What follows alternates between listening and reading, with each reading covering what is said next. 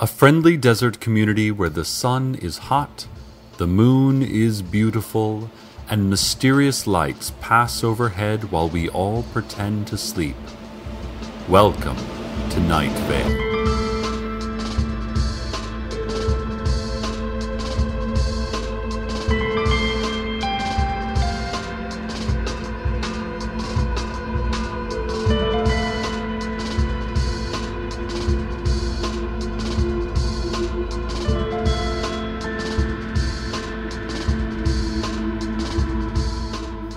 Hello, listeners.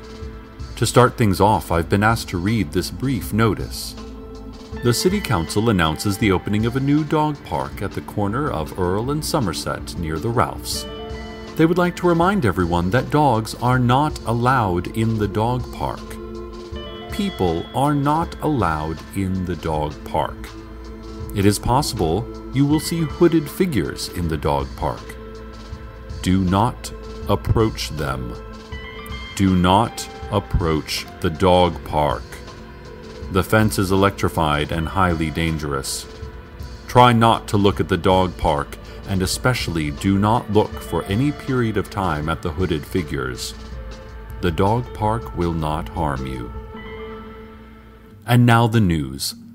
Old woman Josie, out near the car lot, says the angels revealed themselves to her. Said they were 10 feet tall, radiant, and one of them was black. A new man came into town today. Who is he? What does he want from us? Why his perfect and beautiful haircut? Why his perfect and beautiful coat? He says he is a scientist. That new scientist, we now know, is named Carlos, called a town meeting. He has a square jaw and teeth like a military cemetery. His hair is perfect, and we all hate and despair and love that perfect hair in equal measure. Carlos told us that we are, by far, the most scientifically interesting community in the U.S., and he had come to study just what is going on around here. He grinned, and everything about him was perfect, and I fell in love instantly. Carlos and his team of scientists warned that one of the houses in the new development of Desert Creek, out back of the elementary school, doesn't actually exist. It seems like it exists, explained Carlos and his perfect hair, like it's just right there when you look at it. And it's between two other identical houses, so it would make more sense for it to be there than not. But, he says, they have done experiments and the house is definitely not there. At news time, the scientists are standing in a group on the sidewalk in front of the non-existent house, daring each other to go knock on the door. Lights, seen in the sky above the Arby's. Not the glowing sign of Arby's. Something higher and beyond that. We know the difference.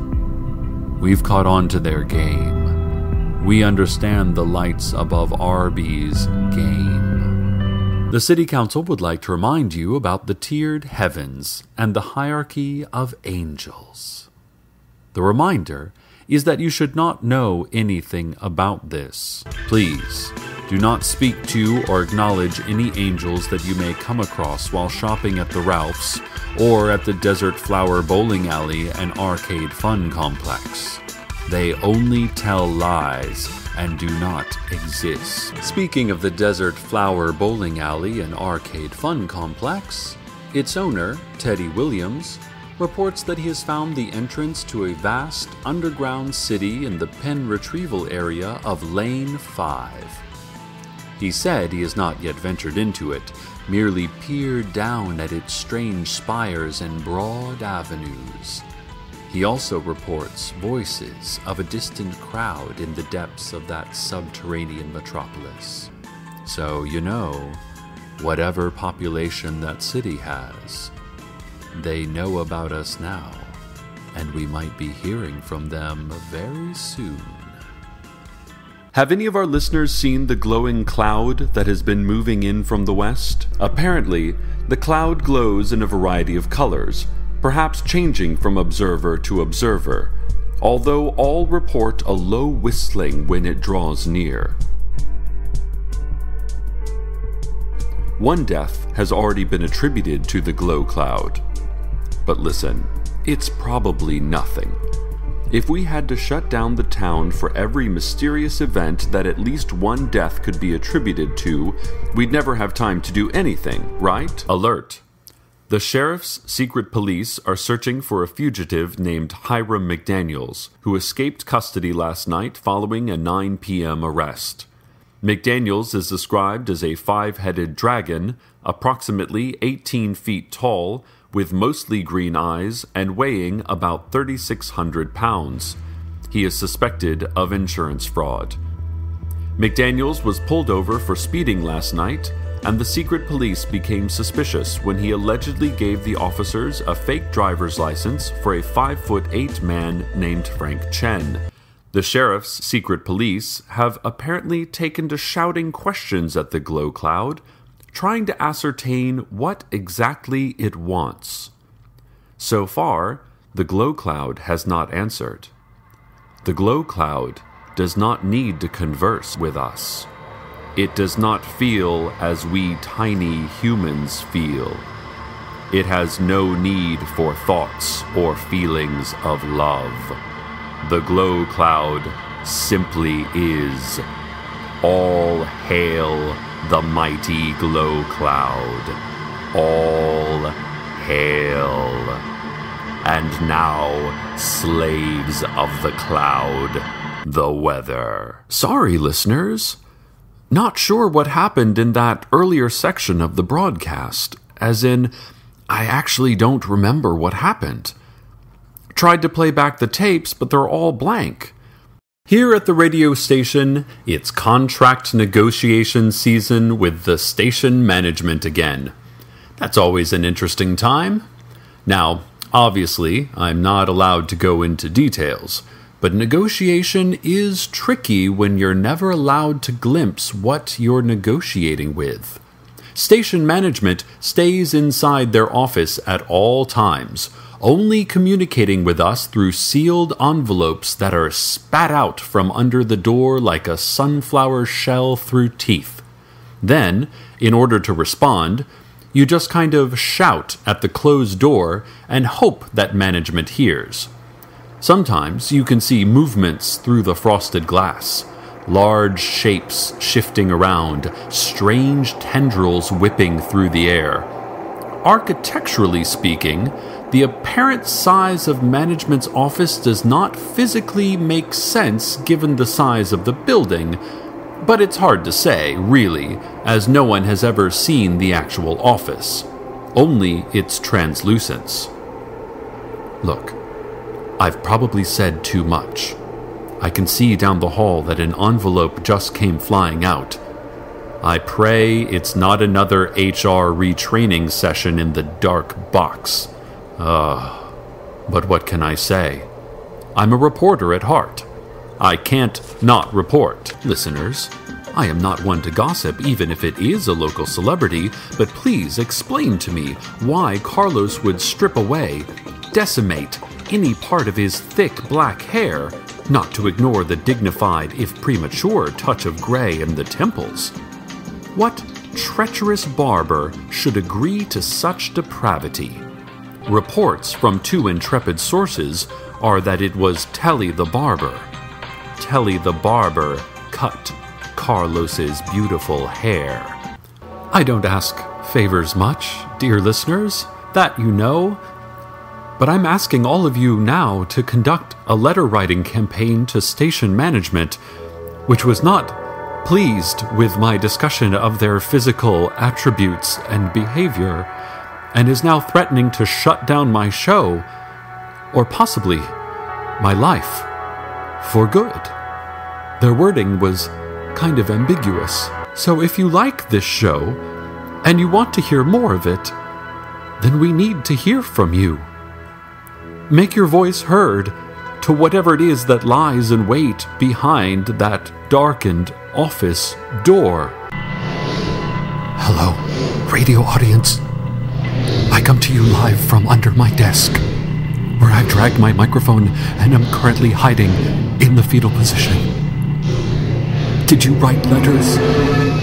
Maybe you should not do this anymore. Station management has opened its door for the first time in my memory and is now roaming the building. I don't know exactly what management looks like, as that is when I took cover under my desk, and I can only hope that they are not listening to what's going out right now, or else I may have sealed my fate. I can hear only a kind of clicking footstep and a faint hissing sound, like releasing steam. An intern went to see what management wanted and has not returned. If you are related to Jerry Hartman, afternoon board operator at Night Vale Community Radio, I'm sorry to inform you that he is probably dead, or at least corporeally absorbed into management permanently. I'm going to see if I can make a break for the door. If you don't hear from me again, it has truly been a pleasure. This is Cecil, generally speaking to you, metaphorically, for Night Vale Community Radio. The City Council has come under fire from concerned citizens for wasting taxpayer money on inefficient services that go over budget and over schedule. One critic, who wished to remain anonymous, said, "We don't even have a river or bay in Night Vale. There would never be a boat to necessitate a drawbridge." He continued to, "You know what? Forget it. I can tell you right now that that was Steve Carlsberg who said that, and he is such a spoilsport, that Steve. Have you ever noticed how he never replaces his hubcaps? It's laziness. Pure and simple. Laziness. I just can't let him ruin our town by denying Night Vale a drawbridge when he can't even care for a tan Corolla." Large, expensive projects are not uncommon in Night Vale. We are a patient but resilient little city. We have big dreams, sometimes scary, unforgettable dreams that repeat on the same date every year and are shared by every person in town, but we make those big dreams come true. Remember the clock tower? It took 8 years and $23 million to build, and despite its invisibility and constant teleportation, it is a lovely structure that keeps impeccable time. It's a classy signature for Night Vale's growing skyline. Unlike that hideous sports arena, Desert Bluffs, built last spring, Desert Bluffs can't do anything right. That's where Steve Carlsberg belongs. God, what a jerk. As you well know, faithful listeners, it is Night Vale History Week, the year 1824. The first meeting of the Town Elder Council, predecessors to the City Council. Picture them. Crimson robes and soft meat crowns, as was traditional at the time, setting the groundwork for the splendor of today's Night Vale. A number of elements of our modern civic process were invented in that single 3-hour meeting, including the City Council membership, since unchanged, the lovably Byzantine tax system, as well as the system of brutal penalties for mistakes, and the official town song, chant, and moan. All records of this meeting were destroyed, and, according to a note being passed to me just now, I am to report to City Hall for re-education effective tomorrow morning. Oh dear. Let's return to another key moment in Night Vale history. The year 1943. As part of the war effort, Night Vale citizens dedicated themselves to chanting. The young, the old, men and women alike gathered around their bloodstones and chanted for the victory of the United States.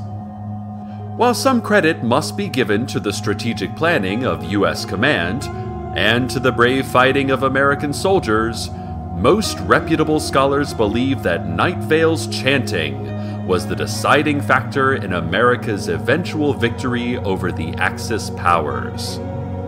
The city council erected a 7-story monument in Grove Park saying so in large neon letters, until a federal lawsuit forced them to take it down. Night Vale School Superintendent Nick Ford announced today that the Glow Cloud has joined the school board. The Glow Cloud passed over the entirety of Night Vale several weeks ago, dropping small and large animal carcasses, controlling our thoughts and tertiary muscle groups, and erasing every last recording device. We're still unsure the Glow Cloud even existed, as no one remembers it, nor has any digital record of it. If not for a few intrepid citizens who used old-fashioned pens and pencils to record the event in their diaries, we would have no remaining knowledge of that day. I, of course, can only thank those journal writers anonymously here on the air, as the Night Vale City Council long ago banned writing utensils. According to Superintendent Ford, the Glow Cloud's visit on that nearly forgotten day was simply an effort to find a nice neighborhood with good schools to raise a child. We should all take such an impactful role in our children's scholastic lives. Especially you, Steve Carlsberg. You don't do anything except bring unacceptably dry scones to PTA meetings and take grammatically disastrous minutes on your shifts as meeting secretary. Get it together, Steve. Ladies and gentlemen, I must say that I am not a cat person. But I have really grown to love Kaushik, the stray cat that has made his home here at the radio station. I discovered Kaushik several weeks ago, hovering in a fixed location in the men's bathroom, and he's remained there ever since. New information on the Apache Tracker, who you might remember as that white guy who wears the cartoonishly inaccurate and offensive Indian headdress, and who disappeared some weeks ago after investigating the strange occurrences at the Night Vale post office. Well, word is in that he has reappeared, except it now seems he is actually Native American. Witnesses say his features are still recognizable, but during the disappearance he is transformed into that which he always absurdly claimed to be. More explanation, of course, is needed, but the Apache Tracker is also now only able to speak Russian, and I did not bother to get his statement translated. Apparently, he has been taking to leaning on the hood of an old Honda Accord in the parking lot of the Desert Flower Bowling Alley and Arcade Fun Complex, shaking his head slowly and checking his watch. News from old woman Josie out near the car lot. She reports that the angels have gathered in a circle in her living room, blocking her view of the television. They are shoulder to shoulder, facing each other, radiant with holy light. The bowling alley, they are chanting. The bowling alley. She says that a repeat of The West Wing she had really hoped to watch is on, and she is quite annoyed by her usually considerate, angelic house guests. Breaking news.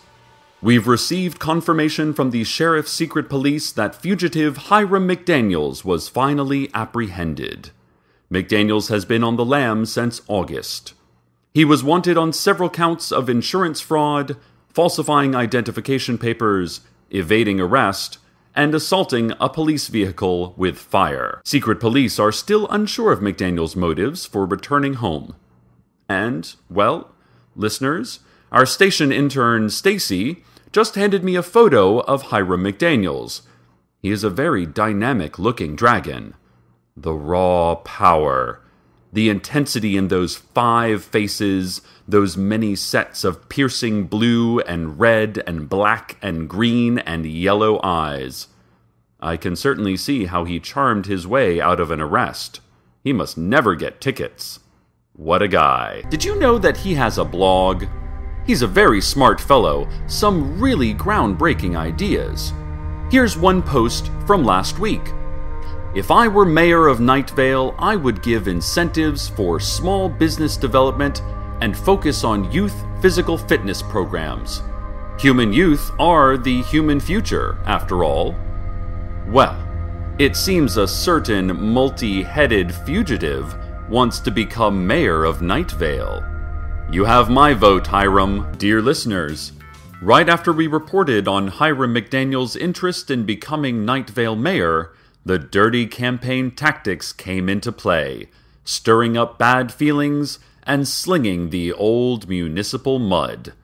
Incumbent Mayor Pamela Winchell issued a statement citing township bylaws that prohibit prisoners from running for public office. According to the mayor, mayoral elections aren't for another 3 years, and Hiram McDaniels is ineligible to run not only because of his jail stay, but also because he is neither a Night Vale resident nor a human being.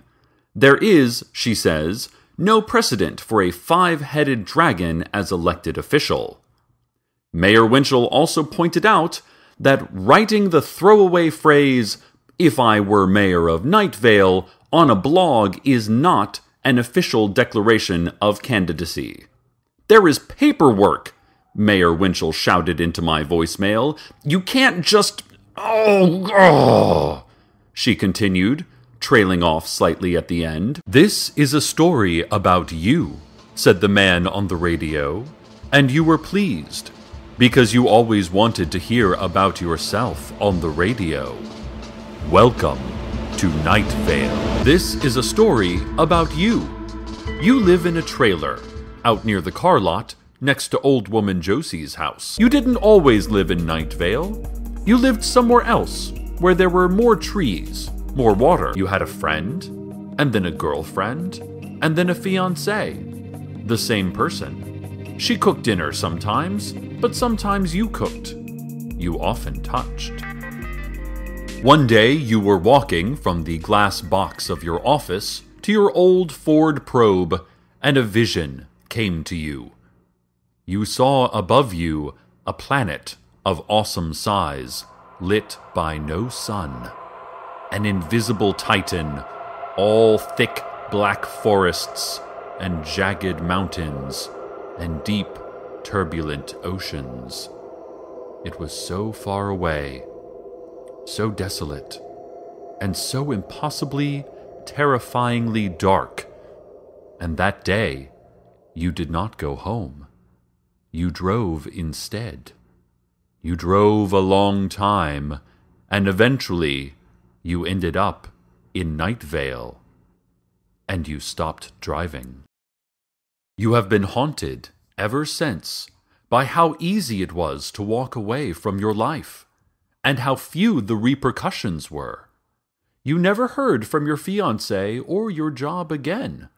They never looked for you, which doesn't seem likely, or maybe it's that in Night Vale you cannot be found. The complete freedom, the lack of consequence. It terrifies you. You have a new job now. Every day except Sunday, you drive out into the sand wastes, and there you find 2 trucks. You move wooden crates from one truck to the other, while a man in a suit silently watches. It is a different man each time. Sometimes the crates tick. Mostly, they do not. When you are done, the man in the suit hands you an amount of cash, also different each time, and you go home. It is the best job you've ever had. Except today, it was different. You moved the crates. The man in the suit, a stranger, watched. But then, as had never happened before, the man in the suit received a phone call. He walked off at some distance to take it. An awful impulse came over you. And for no other reason than that you are trapped by the freedom to do anything in this life, you took one of the crates and put it in your trunk. When you got home, you took the crate into your trailer and left it in the kitchen. It does not appear to be difficult to open. All you would need to do is remove a few nails. You do not open it.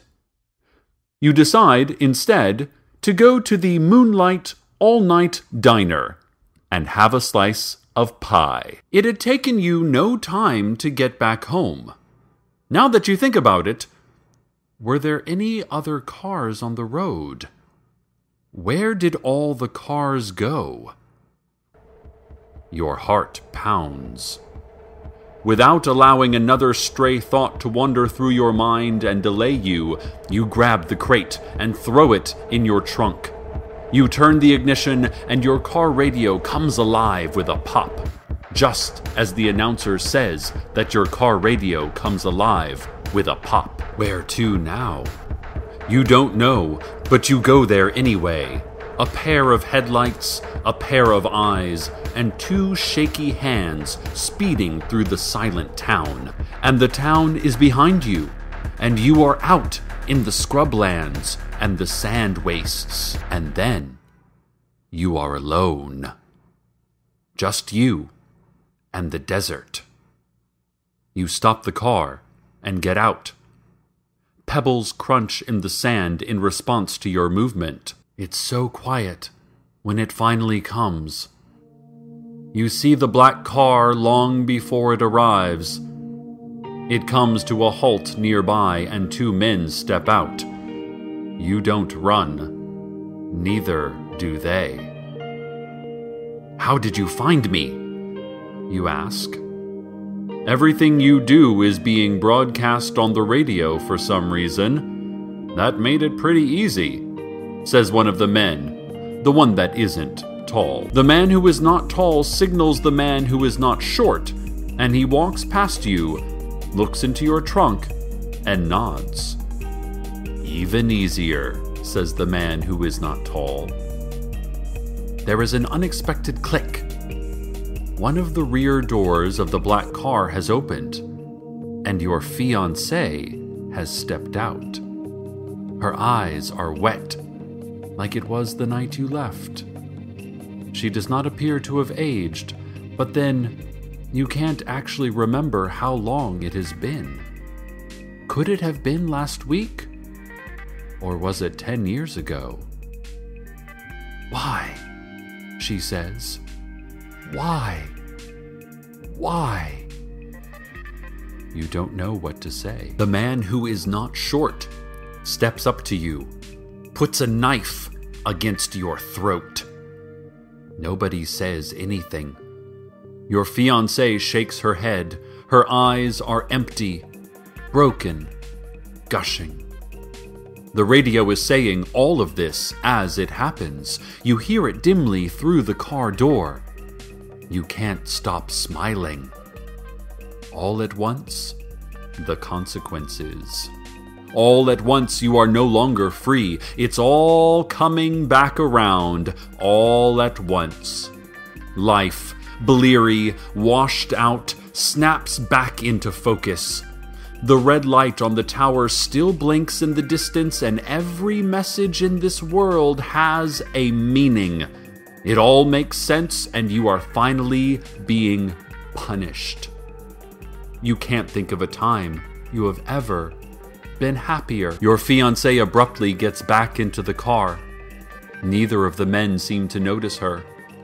One opens the crate with a couple quick taps and pulls out of it an intricate, miniature house. Undamaged, says the man who is not tall. You beam at him.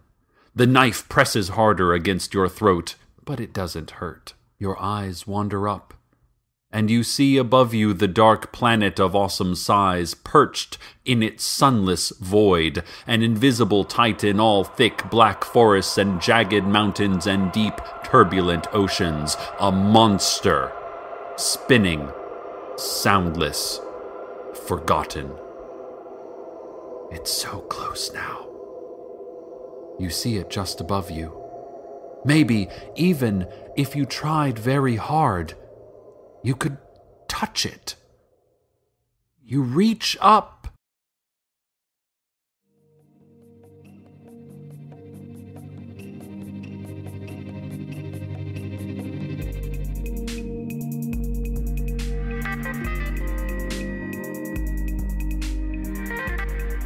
This has been your story. The radio moves on to other things: news, traffic, political opinions, and corrections to political opinions. But there was time, one day, one single day, in which it was only one story. A story about you. And you were pleased because you always wanted to hear about yourself on the radio. Ladies and gentlemen, surely you have noticed there's a man in a tan jacket. Countless residents have seen him, but no one can seem to remember exactly what he looks like. Just that he has a tan jacket and a deerskin suitcase. And he has been spotted all over town. But no one can quite recall specifically where they saw him or what time of day it was. Just that they saw him. Over the weekend, Teddy Williams, owner of the Desert Flower Bowling Alley and Arcade Fun Complex, sent us some security camera footage of what he believes to be the first ever glimpse of citizens of the underground city deep below Lane 5. Teddy told us that he believes this city to be thousands strong and ready to move into Night Vale, ready to take arms against the upper world, as they probably call us. It takes very little extrapolation to believe that they worship a god named Huntokar, who demands sacrifice to keep their underground city thriving in the absence of nourishing sunlight. And a fair assumption is that they are ruled by a child king, recently coronated, who is too weak to rein back the generals intent on marching upon us in war. This is no time for the weak. We are at a presumptive war with a projected enemy whom we cannot yet see or even be certain of, but who are probably bloodthirsty giants. More now on the man in the tan jacket. Old woman Josie called to tell us that her angel friends are saying that the deerskin suitcase is full of flies.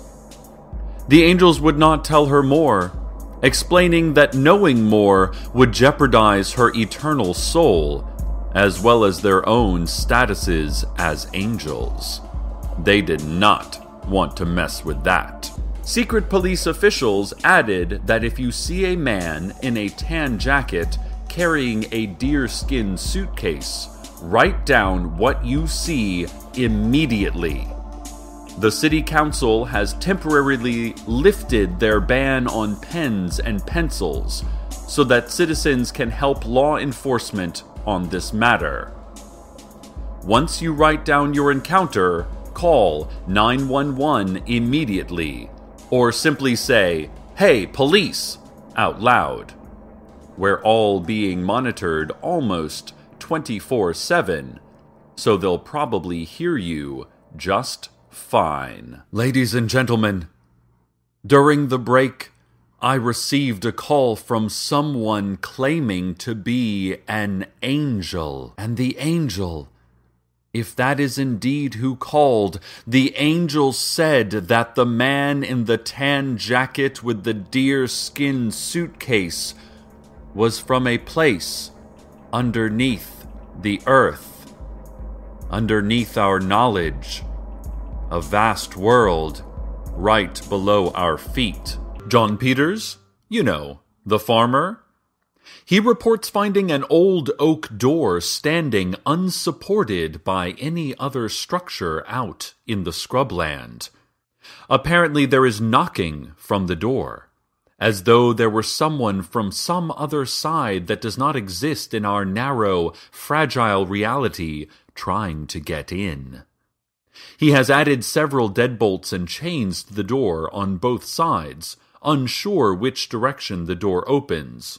John, meanwhile, says he will keep a sleepless vigil upon the door, as any sleep merely leads to dreams of blurry shapes in the dim distance, advancing, hissing upon this vulnerable planet. Listeners, guess who called me this weekend? Well, hey, I don't like to talk too much about my personal life here. This is your community news station, not Cecil's personal life station, right?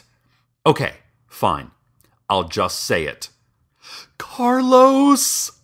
Carlos, the dark, delicate-skinned scientist who came into our little town and our littler hearts several months ago. Well, I gave him my home phone number quite a while back, and he never called. And I didn't think anything of it, right? I mean, sometimes people just don't call, and that's okay. Well, to the point. Carlos calls, and I'm like, hello? Like, I don't even have caller ID, and he's like, I need to talk to you. This is important. And I'm like, okay. I mean, that's pretty forward, right, listeners? But I can't tell exactly what he wants yet. And he said, Cecil. Just the sound of his caramel voice. Cecil. He says, Cecil, I think time is slowing down in Night Vale. And then I said, after a slow sip of Armagnac, oh? And Perfect Carlos said, last week, 7 days, 24 hours each day, 60 minutes in each hour. That's 10,080 minutes in a week, right? Uh-huh. Go on, I said, trying to sound like someone with a normal pulse whose palms were not sweating. Well, I ran some figures, and during that same amount of time in Night Vale, 11,783 minutes elapsed everywhere else in the world. That's more than a full day longer. I don't know what's happening. So that's what Carlos said. Listeners, what do you think? I feel like time always slows down when we're together, Carlos and I. Is that what he's trying to say? I feel that way too. But I didn't say that. I just said, oh, this is bad. I just said, neat. Ugh, how embarrassing. I mean, Carlos is so smart, and he says so many smart things. And I'm not dumb. I like science and municipally approved books just as much as the next guy, so I can't believe that's all I could say to him. Neat. But I did manage to ask if he wanted to get together sometime and talk some more about this really fascinating subject. He said no, but he needed me to help get the word out and see if anyone has noticed a massive time shift. So that's what I'm doing now. Anything for the scientific community. I'm very into science these days. Wow! Can you believe he called me? Listeners, I can hardly stand it any longer. During the past few stories, my phone has been silently buzzing. You guessed who?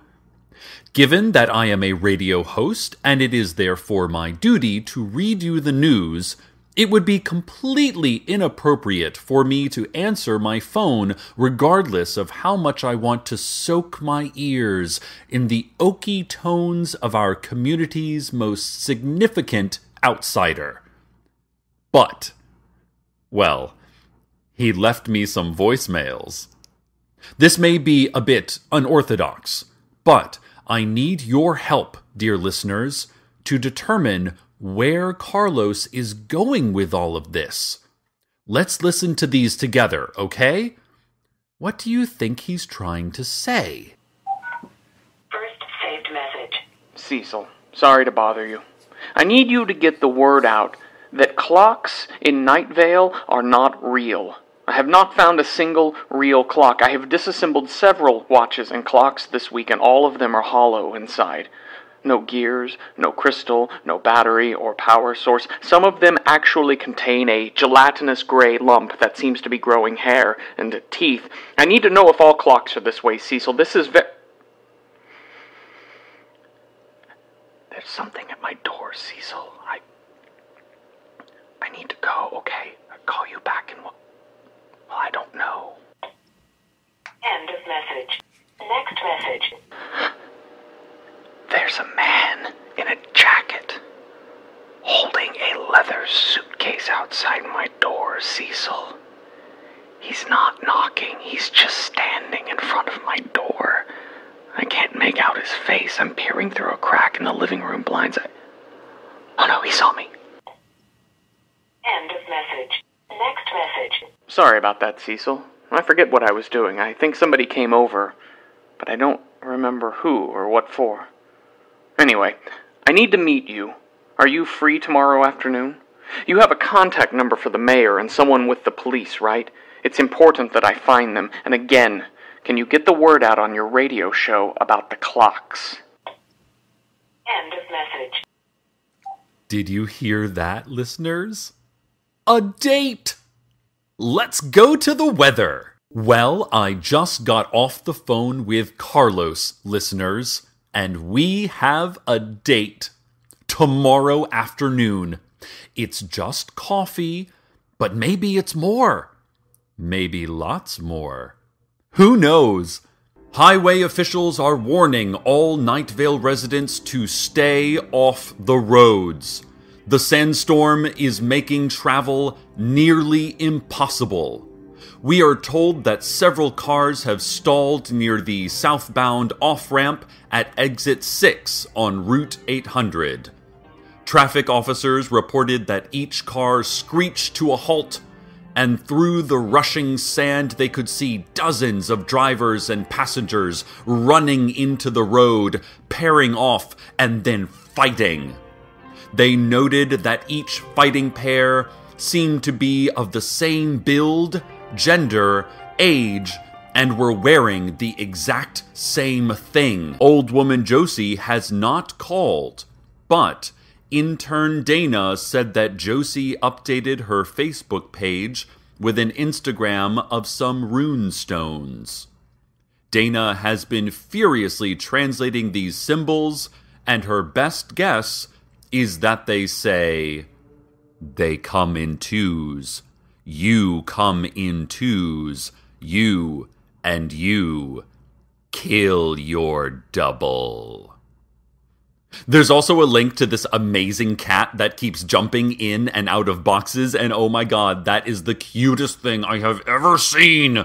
Dana, you have got to post that on my wall. Oh my god, he loves those boxes so much! This just in, Night Vale. Mayor Pamela Winchell has declared a state of emergency. She has asked that if you are still outside, you return home immediately. A second announcement shortly after says that she was lying and that you shouldn't listen to her. She's not the real mayor. I am. A third announcement followed requesting that you give me the microphone and get away from the podium. This is my press conference, you replicant clown. The press conference then erupted into shouts of phony and imposter as the press corps suddenly doubled and began fighting itself. Night Vale, do be careful. I fear this sandstorm to be quite a terrible event. Please stay safe inside, and should you see yourself, I cannot condone murdering yourself. I just don't believe violence is ever the answer. It is a question. The real answer is far more terrifying. So, make peace with your double, Night Vale. Do not be tempted to draw swords or guns. We can get along. Oh dear. What was that noise? Dana? Is everything okay in there, Dana? Who are you fighting? Dana, put down that letter opener. Dana, put away the... I'm coming in there. Let's go to a word from our sponsor. Listeners, I have some bad news and some, good news. Dana is dead, but the other Dana is alive, and I don't know which is the original and which is the double. Right now, one of the Danas is standing above her own corpse, panting. I cannot tell if she is grinning or grimacing.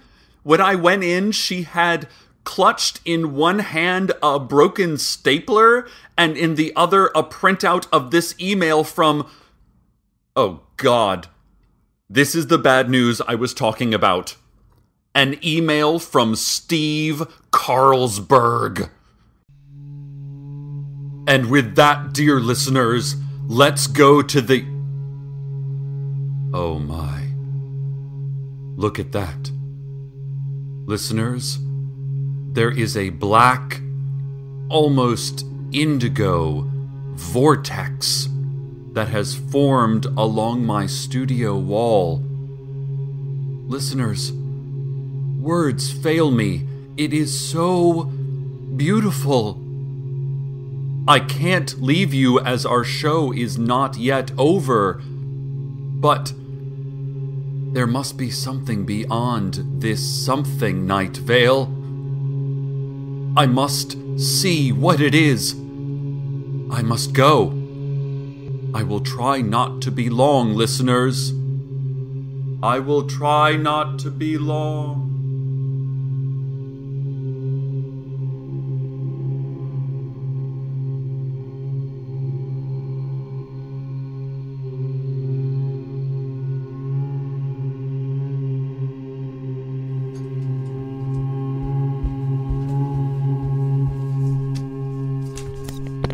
Hello? Hello, Desert Bluffs? What is this studio? Hey there, Desert Bluffs. I don't know if you can hear me. Kevin here.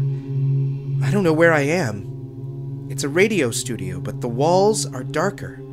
The equipment looks much older. Certainly much drier than it should be. The microphone was made... When? Have I gone back in time? Vanessa, are you in the booth? Listeners, if you can hear me, I am in a strange place. I do not know if I am in Desert Bluffs or if anyone can hear me. The sandstorm rages outside. The vortex is still there, only it's black, almost a deep blue. There's a low hum. I do not know if this is the portal or the storm or my own body. There is a photo here on the desk. It is a man. He is wearing a tie. He is not tall or short, not thin or fat. He has eyes like mine, and a nose like mine, and hair like mine, but I do not think he is me. Maybe it is the smile. Is that a smile? Hello? Night Vale? I told you I would be back. It took longer than I thought, but I have returned from whatever horrible place I have gone. Along the way, in the vortex, I saw a grotesque man, a foul devil of a man, and he attacked me. I tried to choke him to death, but I remembered. I remembered what I told you, and I let him live. I let that woeful beast live. I am sure he is not without his wounds and bruises, and I pity that he must return to that awful, awful place from whence he came and to where I most unfortunately visited. But somehow, I am happy he is alive. That I am alive. That you are alive. That we are alive. The future is what you make of it. just know that your supplies are limited. Welcome to Desert Bluffs.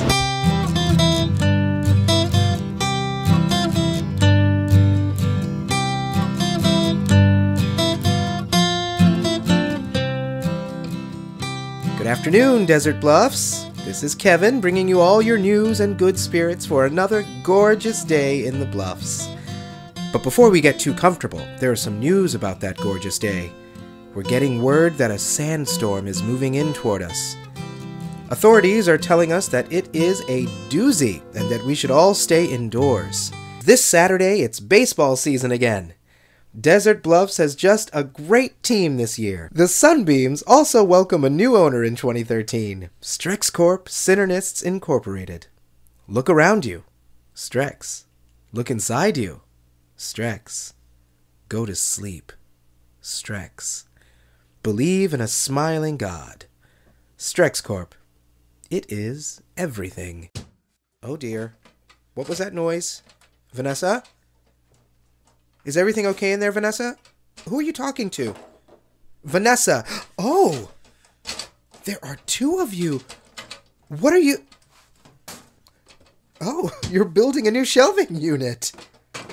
Let me help you with that. I'm coming in there. Let's go to an important message from our parent company. Welcome back! Listeners, I have some bad news and some good news. Vanessa and her other Vanessa broke one of the parts of the new shelving unit, and I don't think we have anything to replace it. One of the Vanessas cut her head pretty badly. When I went in, Vanessa, I think our original Vanessa, was standing over her with a staple gun and a clean, wet rag. Hello? Hello? Night Vale? What is this studio? What is this damnable studio? Night Vale? I do not know if you can hear me.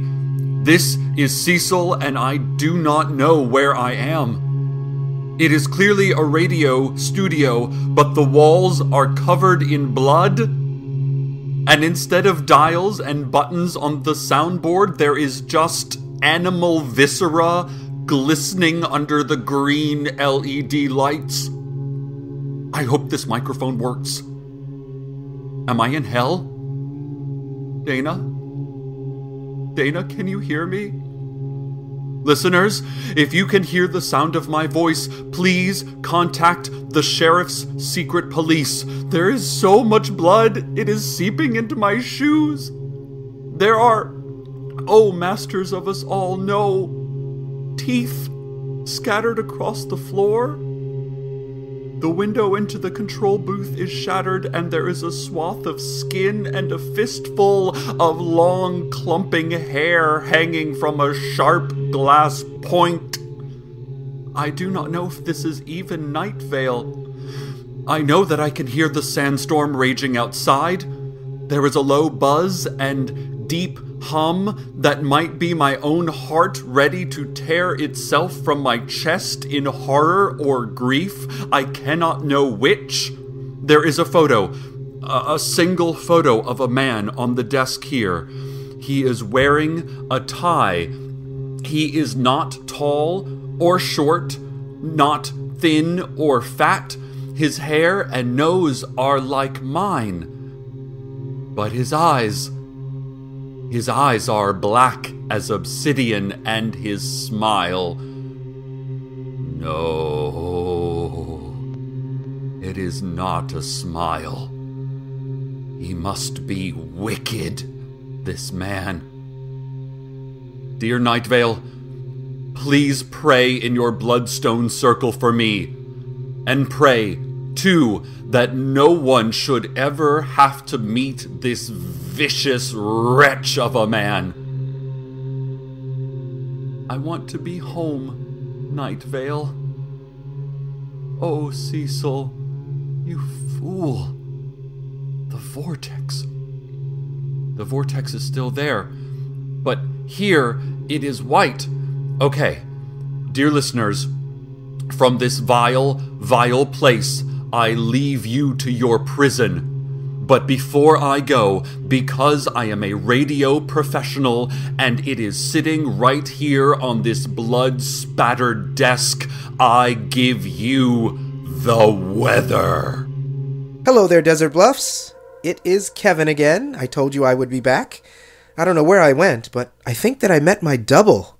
The vortex is gone now, but as I was returning, I passed a man who looked just like me. I smiled and said, "Hello there, friend." I hugged this man, and he hugged me back. We shared a moment in this other world. Outside, the winds are subsiding. Our doubles have left us as the sand has left us. The sun is rising again just as it is setting. Our second sunrise collides with the sunset. Until next time, Desert Bluffs. Until next time. The gates to the dog park have been opened for the first time anyone can recall. In fact, no one even knew there were gates. We've only ever seen tall, black walls with no visible entrance or exit, but there are gates, and apparently they're just standing wide open. I've just sent intern Dana, or intern Dana's doppelganger, I am still unsure, to the dog park to warn those who are standing so near to their demise. I only hope Dana is in time to save them. Old woman Josie called during the break and said that the mysterious E is one of the angels, and that the E stands for Erica. Erica? I asked. No, Erica, with a K, she said. Oh, Erica, with a K, I said. And then there was a weird pause, and then she said, all angels go by the name Erica. And then I was like, right. And I felt dumb because that's like the first thing you learn in 7th grade transmigration studies. Anyway, the city council in a press conference said, "Oh, an angel wrote that? Well, okay then. Never mind. Sure, we'll show you the monolith. Come on in." And so those on the streets outside the dog park entered, and the city council showed them the monolith, welcoming all with friendly upturned palms. But some witnesses resisted. Their conservatism served them well, for the tall black gates soon closed, vanishing into the smooth onyx walls, taking the dog park visitors with them. Intern Dana, or your double, you will be missed.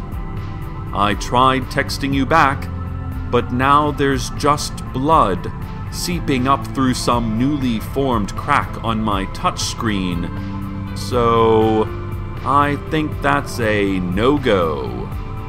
Goodbye, Dana. During the commercial break, listeners, we received several calls from drivers saying that they saw the Apache tracker in a black sedan, but that the mayor was not with him.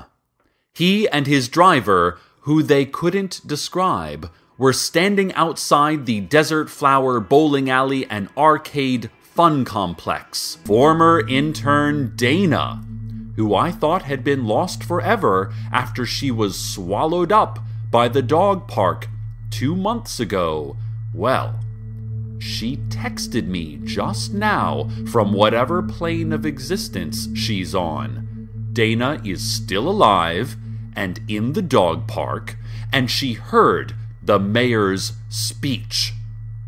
And it turns out Mayor Pamela Winchell is stepping down by year's end. Listeners, first of all, it was so nice to hear from Dana.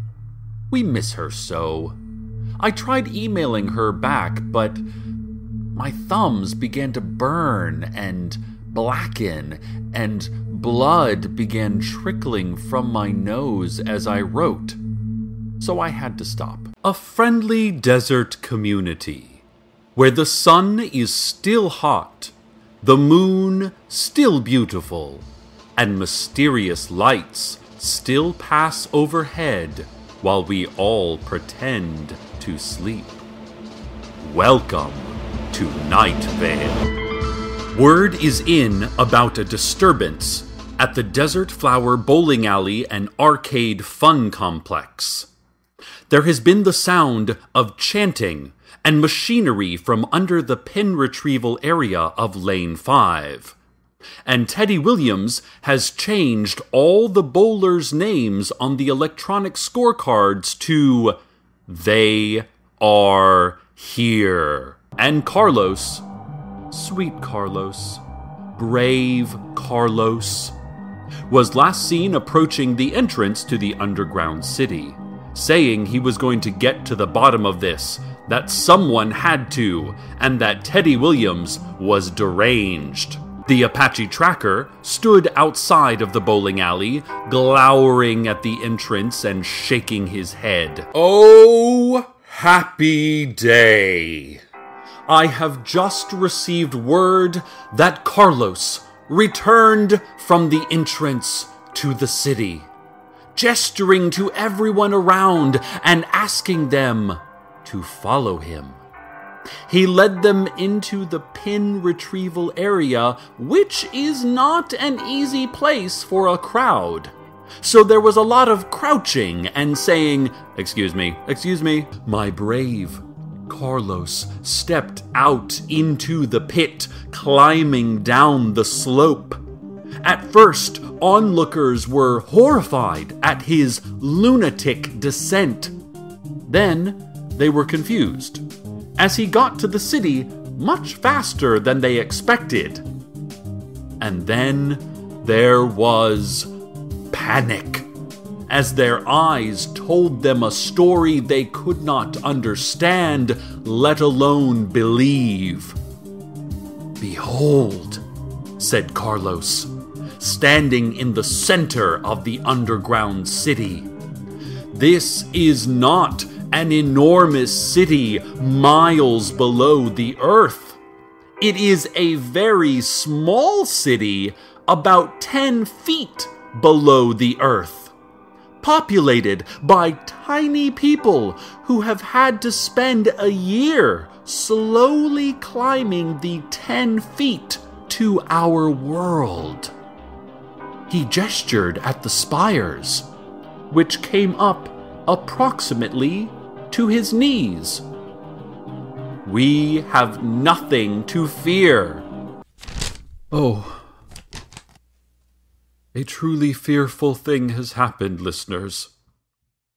Carlos, standing triumphantly in the toy-scaled city, was attacked by tiny people using projectiles and explosives. He fell back to the side of the small hole in the pin retrieval area of Lane 5. Blood welled through his shirt. And here I am, stuck in my booth, useless, only able to narrate and not to help. He staggered, fell to his knees. So much blood. He collapsed completely. Curse this town that saw Carlos die. Curse me. Curse it all. Let us take a moment to... Let us take this moment. Ladies and gentlemen, let us mourn the past. I can't. We go now to this pre-recorded public service announcement. Ladies, gentlemen, how wonderful. Carlos is not dead at all. It seems that the Apache tracker ran in, crouching awkwardly through the pin retrieval area and shouting, "Nakonec moyo vremya podoshlo." He leapt into the pit, trailing his offensive feather headdress, and heaved Carlos up in a mighty bear hug, carrying him out of the pit while being attacked viciously by the miniature citizens of the miniature city. Teddy Williams, who of course is also a licensed doctor, as all bowling alley owners are required to be, checked his wounds and indicated through a series of rhythmic hoots that Carlos will be, in fact, okay. He's okay. Oh no. I have just been handed a note. Oh, this is not good news. Ladies and gentlemen, in his valiant rescue of our beloved Carlos, the Apache tracker was mortally wounded. Carlos breathes, and soon the Apache tracker will not. And oh, message on my phone. Carlos wants to see me. He says to meet him at the Arby's parking lot. I am not sure what scientific exploration now needs the services of my radio audience, but I will dutifully go. Dutifully meet him, and as I go, let us all go. Go now to the weather. I arrived at the parking lot to find Carlos, perched on the trunk of his car in flannel and jeans, his perfect hair mussed, his perfect teeth hidden. "What is it?" I said. What danger are we in? What mystery needs to be explored?" He shook his head. "Nothing," he said.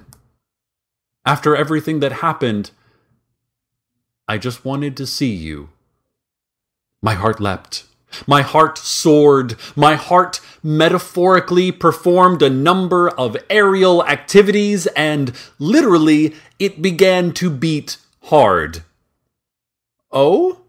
I said, my voice more tremble than word. Carlos looked at the setting sun. "I used to think it was setting at the wrong time," he said. "But then I realized that time doesn't work in Night Vale, and that none of the clocks are real.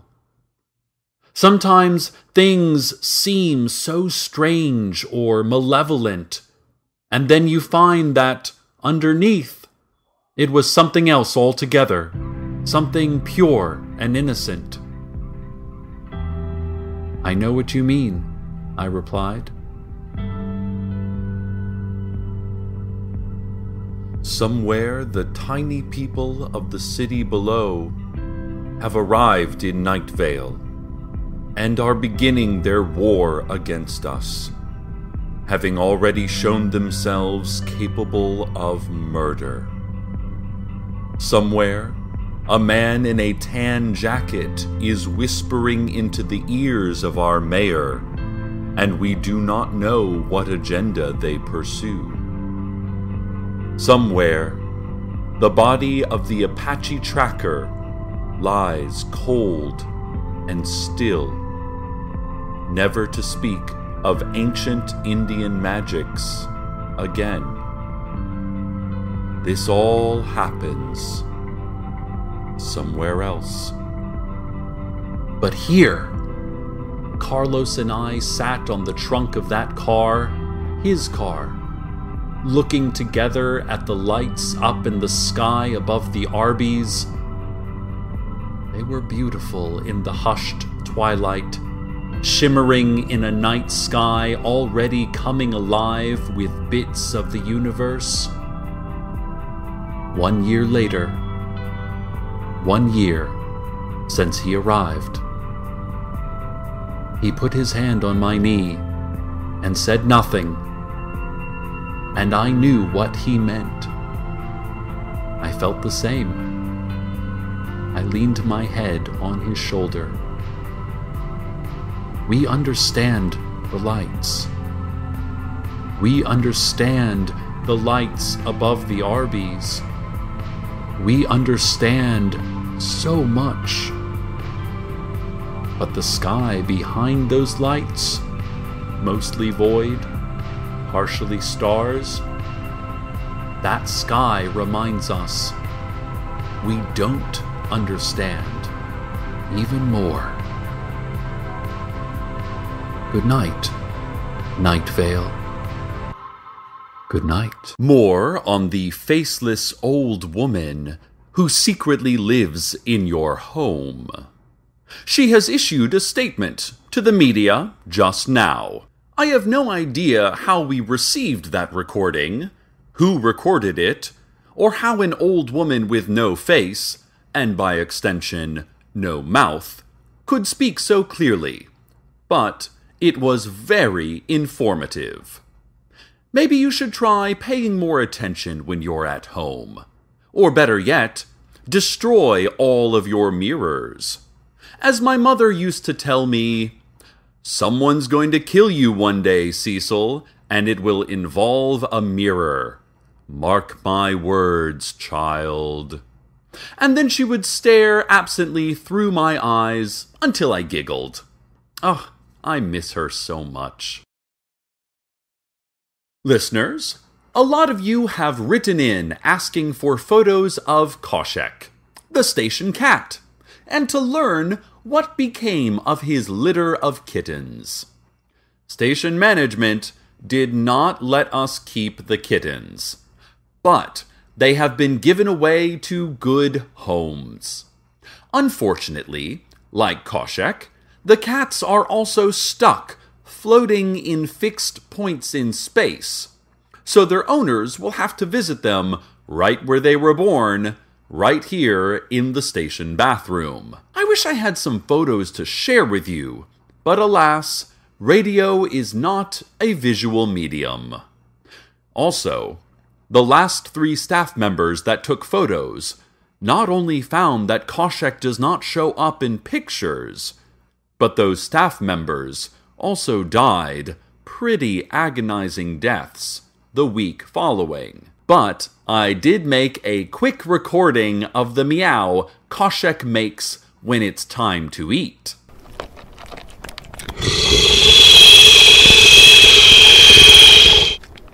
Like I said, I'm not a cat person, but Koshek has found a truly special place in my heart.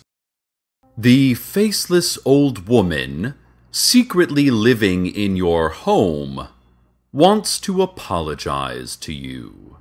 She has issued another statement. I'm sorry. Mostly I just wanted to figure out how to get online. I reset the wireless router and that helped, but you use Chrome and you never clear your cache or history and it was so slow. I downloaded Firefox for you and that seems to be working much better. I heard the mayor is retiring and I wanted to know if mayoral candidates were required to have faces. I have some good ideas I think would help this town. Like, one thing I think is we can increase school funding while still lowering taxes. It's an innovative plan, and I'm going to build a website that explains it, and other great ideas I have that could help this town. I'm very excited to announce my candidacy for Night Vale Mayor. Also, I lit your fridge on fire. It was upsetting me. Now I'm smoking a cigarette and notating your copy of Infinite Jest. As you may remember, a few weeks ago, along with the beginning of a vicious war against us by tiny people from a tiny underground city, Carlos, the beautiful scientist, finally returned my expressions of affection. Yesterday, when he called me, he started his call by saying, "I am calling for personal reasons. Also, my calculations show a strange source of energy approaching the town, but not emanating the kind of light that such a source should." Isn't that so sweet? And well, one thing led to another. And last night, we went out on our first date. I just have to tell you about it. I have certain obligations, though, so, first, let's get to the news. Reports also indicate that the Night Vale Private Library will be entirely free of librarians, a fact that will be of little comfort to the many public library goers who are injured or killed in librarian maulings every year.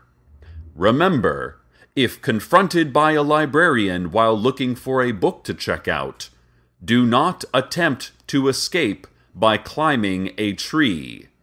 There are no trees in the library, and the precious moments it will take you to look around and realize this will allow the librarian to strike. Don't become a statistic. All right, news done. So, now let's talk about the date. Carlos and I met up in Old Town. I was wearing my best tunic and furry pants, and he had on a laid-back weekend lab coat. We were both beautiful in the late afternoon sunlight. Each other's dreams met in a real-world moment. Our destination was none other than Gino's Italian dining experience and grill and bar, the fanciest restaurant in town. It was a perfect day, other than the strange blot of darkness buzzing on the edge of town. But that was probably yet another Applebee's under construction.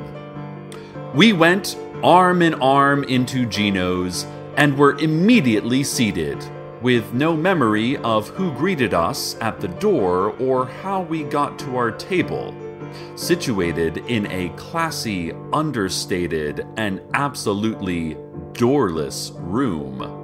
The full Gino's experience. We wrapped up dinner at Gino's with a slice of their special, invisible, non-corporeal, and tasteless carrot cake, which was as light as air and resembled air in all other qualities as well.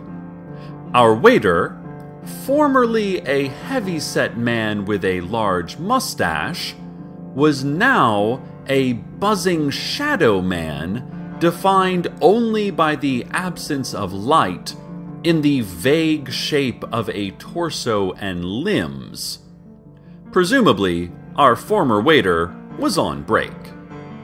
We asked for the check, and then made our escape from the doorless room by breaking the window using the brick our waiter had provided for that purpose.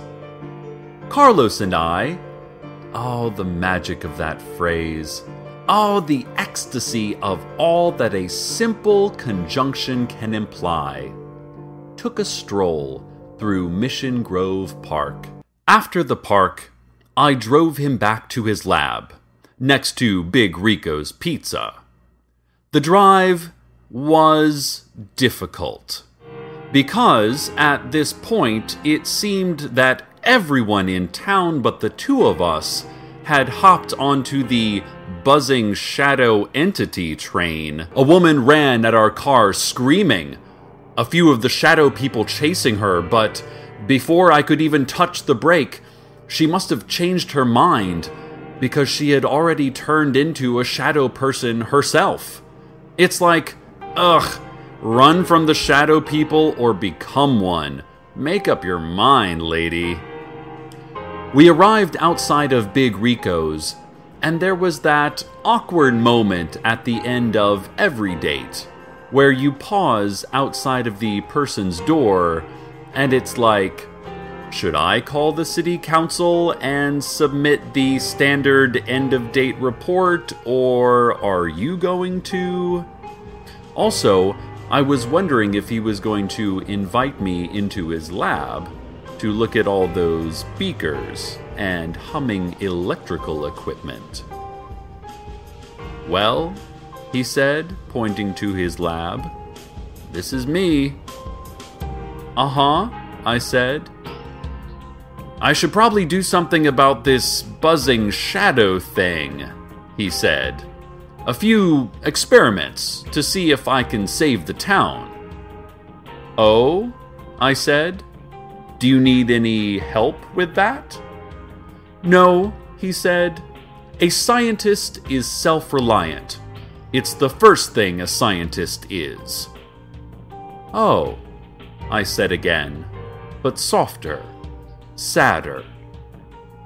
Which is when he leaned forward and kissed me. Just once. Just gently. Just before slipping out of the car and into the lab. I'll tell you, listeners, I was almost swallowed by a cloud of malevolent shadow energy on the drive home, and I hardly even noticed. I was so happy. I guess Carlos managed to find a way to defeat the shadow energy, as everything seems normal today.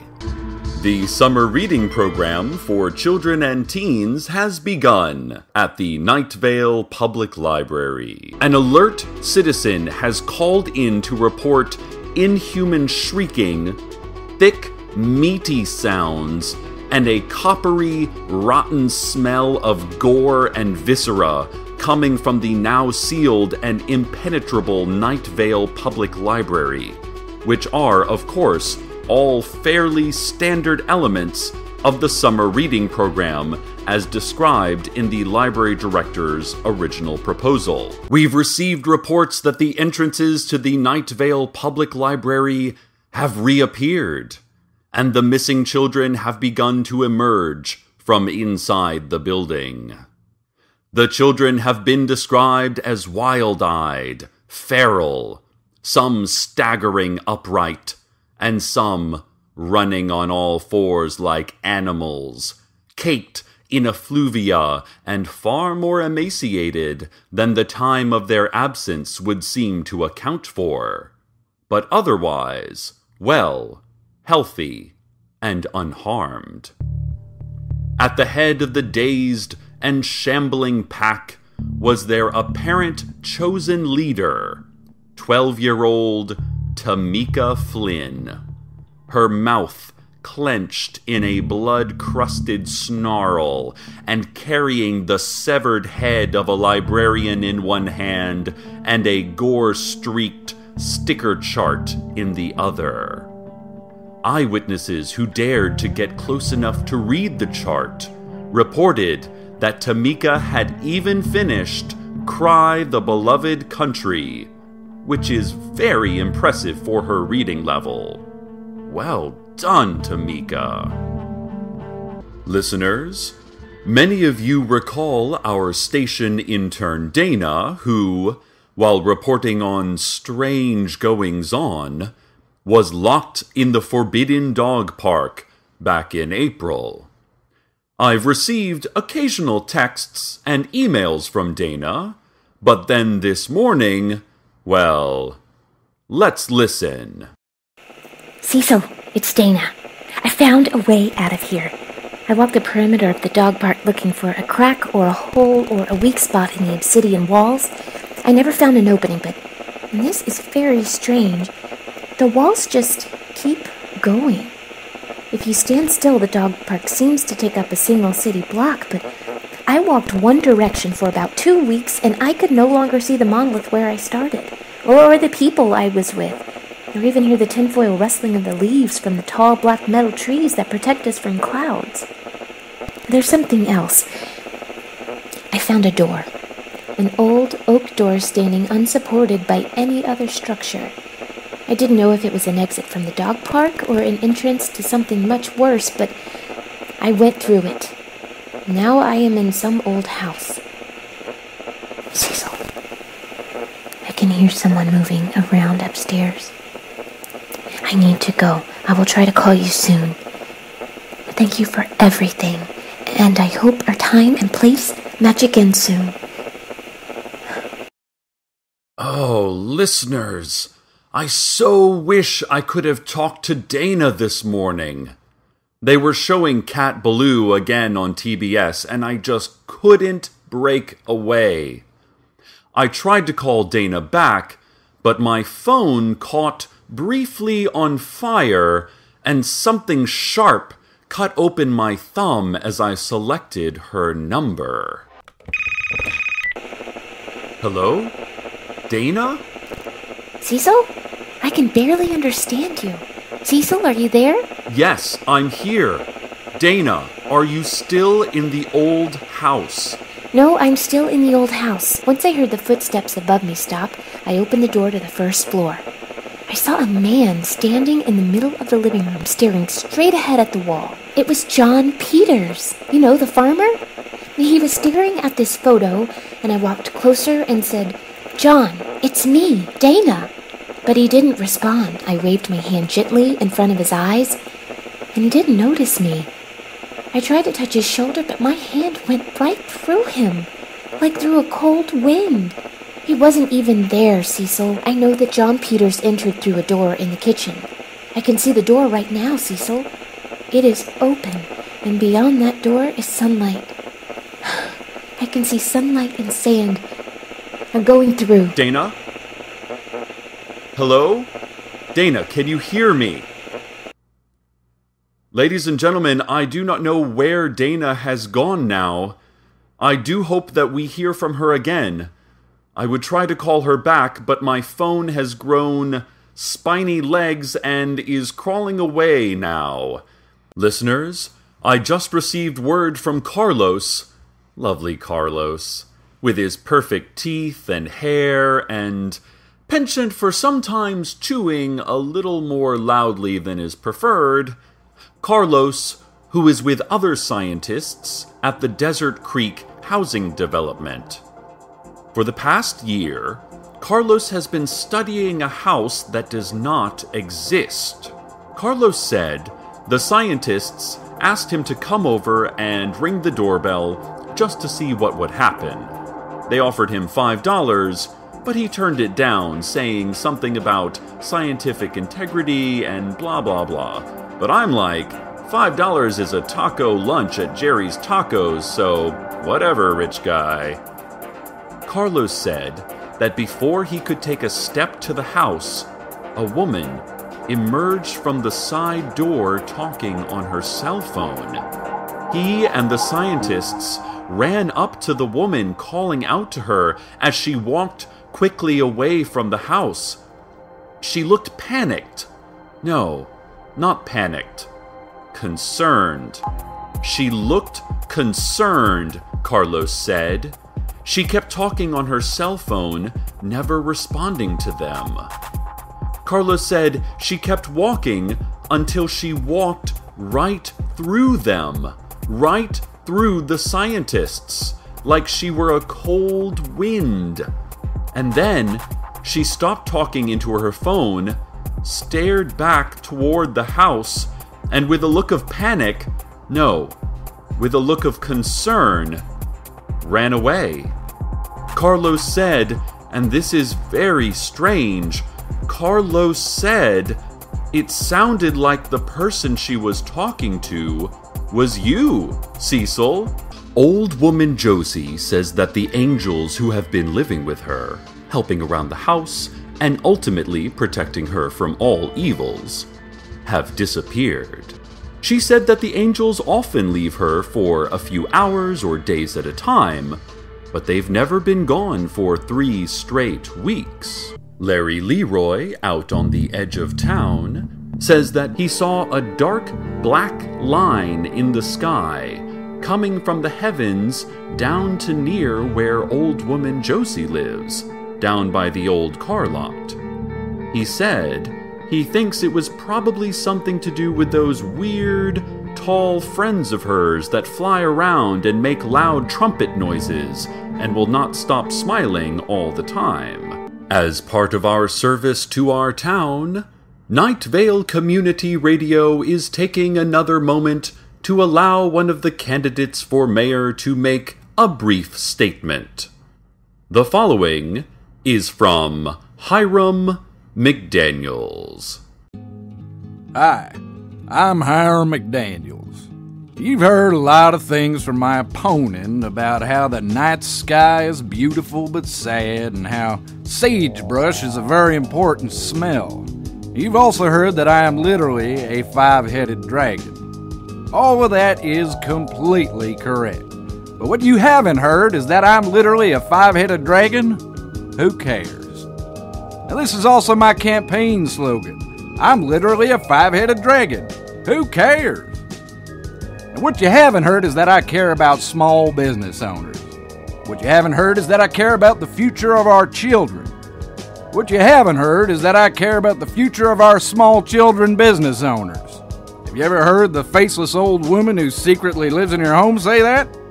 No, you haven't. Really, you shouldn't be able to hear her say anything at all. She doesn't have a mouth. I have 5 mouths. What you haven't heard is... Do you hear the beating of my terrible wings? Do you feel the flames lick at the corners of a life you once thought belonged to you? Sorry about that. My green head got excited. We all have human foibles. I don't. I'm literally a five-headed dragon. But what you haven't heard is my new plan for an expanded park system and more youth sports programs. And you will never hear it. It's a secret and buried in a secret place. That's a good point, Purplehead. So vote for me, Hiram McDaniels. The faceless old woman who secretly lives in your home is all about politics as usual. Also, she doesn't have a mouth, and that's weird. A stillness touches the most frantic heart as we all look up in awe and terror. A sudden shout of fire, and all is forgiven. A gentle touch of flame, and all is as if it never was. Hiram McDaniel. What you haven't heard can't hurt you. Listeners, we received word from Old Woman Josie that 6 yellow helicopters are circling her home at this moment. She also said that she's receiving no sunlight. She says all of her clocks tell her it's the middle of the day, but that she is receiving no sunlight. And yes, I'm looking at our own station clocks, including the wristwatch Carlos gave me for our 1-month anniversary. The watch, he said, is the one true timepiece in all of Night Vale. And it is, indeed, the middle of the day. I have only been on the air a few minutes, and before I arrived in this studio, the sun was definitely out. No clouds in the sky. Josie also told us that she used her old opera glasses to look more closely at the helicopters. Just an aside for our younger listeners, Josie was the chairwoman of the Night Vale Opera for many years, until it folded in the early 1990s when a massive puppy infestation destroyed the theater's infrastructure. Josie said each helicopter has a large triangular logo with an orange S in the middle. She doesn't know what that means, but she thinks the darkness enveloping her home is the angel's last act to try to protect her. Wherever they have gone, they have left behind a protective shade, keeping out the helicopters and all other dark forces. I reminded her that angels aren't real, and she said, as if I hadn't even interrupted, that if she falls, so does this town. There was a long pause, and then she said, "We never go bowling anymore, Cecil. Why is that?" I don't know, I reflected. There has been a tiny underground army living under the bowling alley, and they've declared war on all of us. They injured my new boyfriend. Also, I have a new boyfriend. Listen, we should totally get the team back together and go to League Night again, just like old times. I would like that, Cecil, she said. But then her voice slowed, turning cold, as if we were strangers with wrong numbers. I'm afraid the sunlight has come back. And the phone went silent. Some low-flying yellow helicopters began dropping orange leaflets onto the city streets. The leaflets read, Strexcorp Synernists, Inc. Look around you, Strex. Look inside you, Strex. Go to sleep, Strex. Believe in a smiling God, Strexcorp. It is everything.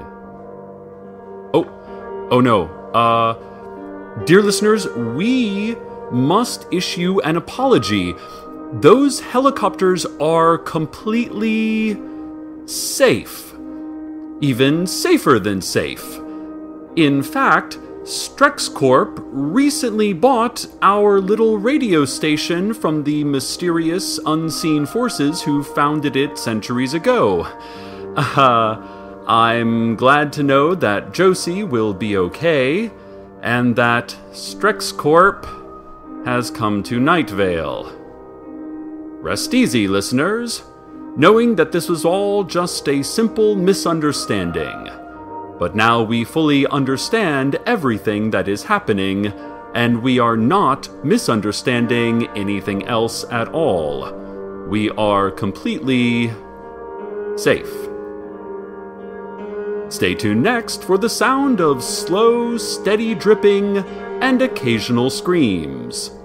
I was digging through some of these stored-up belongings, clogging my closet.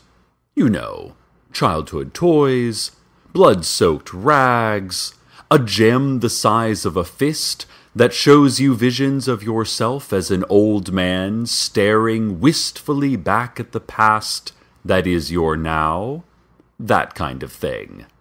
And I came across these cassette tapes, marked Cecil Radio Test, age 15. You know, listeners, I have no memory whatsoever of making these tapes. Isn't that so weird? At one point, they must have meant so much to me, and now they are just objects, with no remembered life attached to them at all. I thought we could listen to them together, just me and you, all of the yous out there. Here we go. Hi, Cecil here. Mom gave me this recorder for my birthday so I could make my own radio shows, just like Leonard Burton's show at the real Night Vale Community Radio. I'm going to replace Leonard one day. I really want to. Plus, the tablets down at City Hall say so. So I better start practicing now. Leonard always starts out his show with his big catchphrase, and so I'll do it too. Just the way he does it. Here goes. The sun is actually cold. It's cold and empty, and all is lost. Greetings from Night Vale. How was that? Hold on. I want to hear that back. Wait, where's the stop button? Cecil again. Wow, is that what I really sound like? Oh, no, this is so weird. Wait, what is that? Huh. It went away when I hit stop. Oh, but now it's back again. It's this kind of flickering in the corner of my eye. Like someone's waving their arms right next to me, but when I turn, there's nothing there. Oh well. Cecil again. My brother says that I'll never make it in radio because my voice isn't right for it. I need to get more like Leonard, with that perfect radio voice, all high-pitched and grating like sandpaper. Just the way radio voices should be. I've been seeing that movement more, even when I'm not recording. It's like someone is walking towards me, but when I turn, there's nothing there. And it's not the faceless old woman who secretly lives in our home, because I asked her, and the next day our kitchen table had been flipped over and superglued to the floor, which I'm pretty sure is her way of saying no. I wish whatever it is would just say hi. Whoa. I felt something touch me. I think maybe making these tapes is encouraging it. I'm going to hit stop now. Hey, Cecil here. Great news. Leonard agreed to let me intern down at the station doing all the things he doesn't have time to, like organizing the tape archive, making the coffee, and keening to station management for the prescribed 3 hours daily. Oh, I cannot wait to start. Mother says to beware, be warned, be wary. She says this to everything, no matter what you say to her, so I think that means she's very proud of me. Heck, I'm very proud of me. I wish my brother could be proud of me, but no family member is perfect. They become perfect when you learn to accept them for what they are.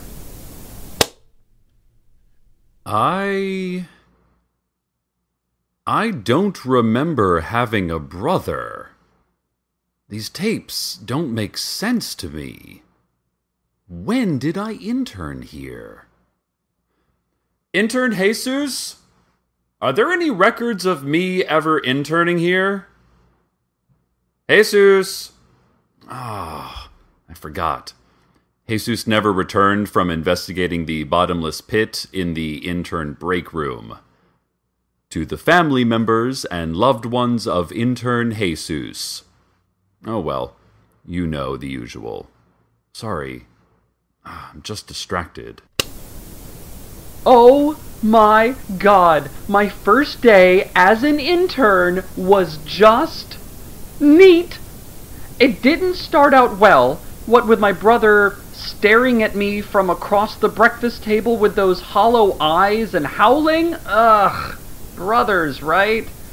But once I was in the radio station, I knew I had found home.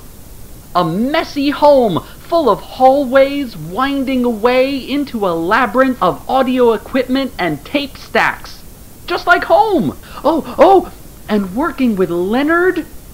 When he looks at you through the glass of the booth and he signals you to crouch under a table and cover your head, you know this is it.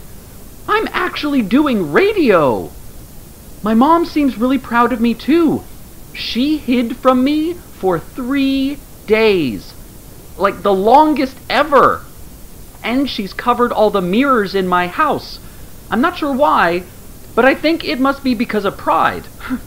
Being proud does all sorts of things to a person. I'm sorry. I got distracted. That weird movement is back. And it's closer now. Hello? Hello? I'm Cecil. Cecil Gershwin Palmer. And you cannot scare me. You cannot. You cannot. Hello?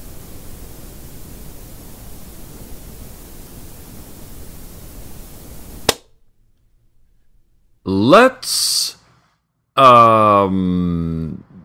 listeners, let's just go to the weather, okay? Interning is going great. Mom is gone. Oh, Leonard is super nice to me. My brother is gone too. Family, right? I think I'm learning a lot at the station. All the mirrors in my house are uncovered now, and I'm not sure who did that. I'm standing in front of the hall mirror right now. Am I changed? Am I becoming an adult? I look more grown, I think. More professional. That flickering movement is everywhere now. Especially looking in this mirror. I see the flickering movement. And I know it. I think the radio station is fun. I think the radio station is hidden. I think the radio station is like a dark planet lit by no sun. I think, therefore I soon won't be.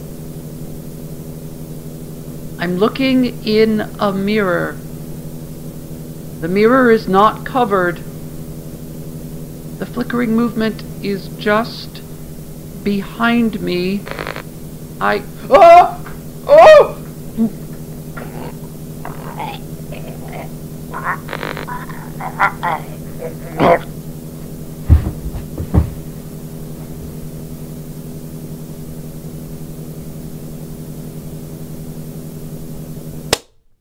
What is this? What is this? What? No matter. I'm taking the tape just now, and I'm crushing it into little pieces. None of us have to think about it again.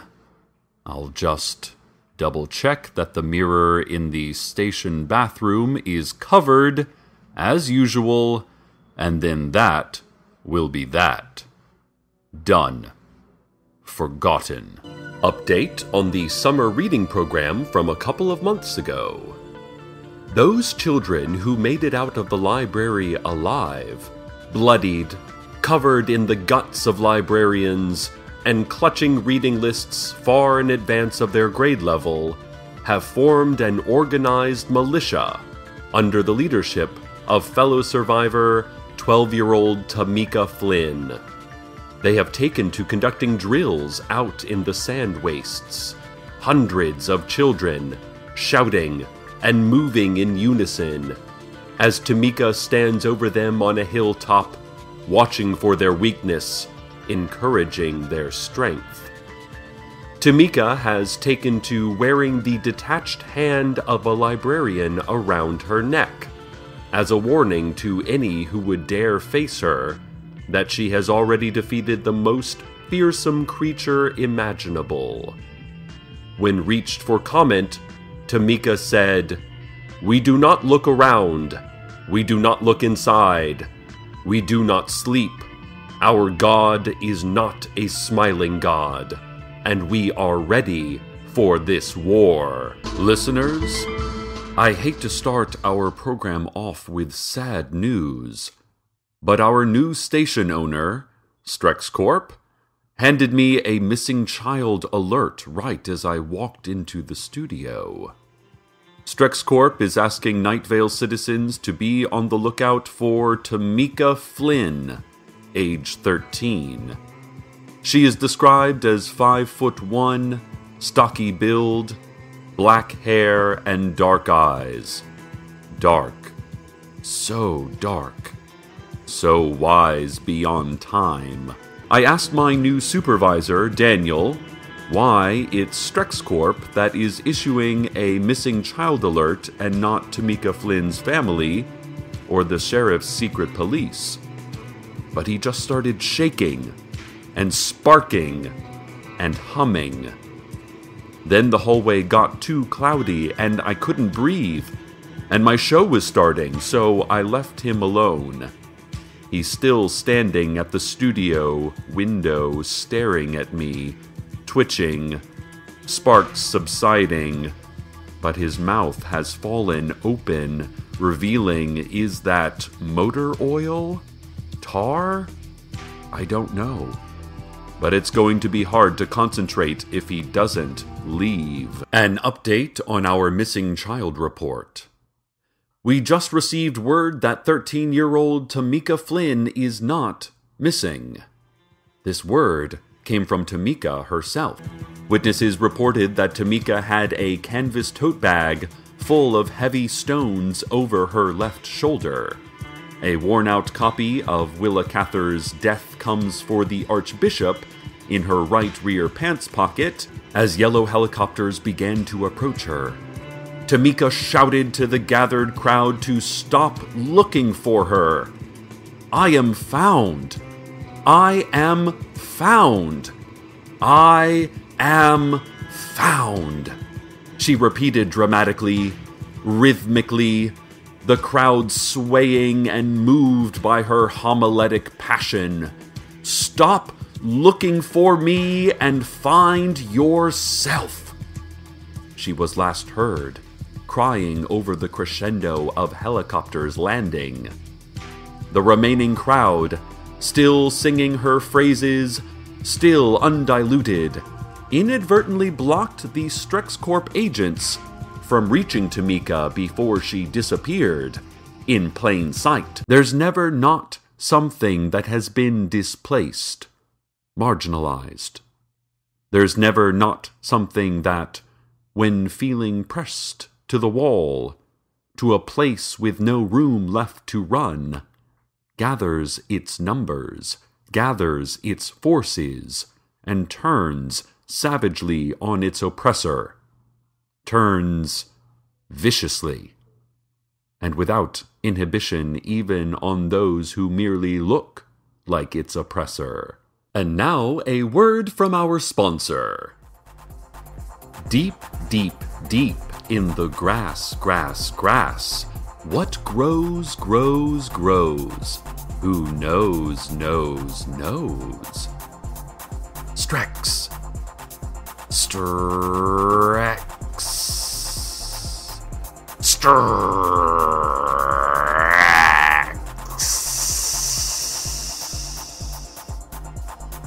StrexCorp Synernists Inc. Working hard so you can work harder.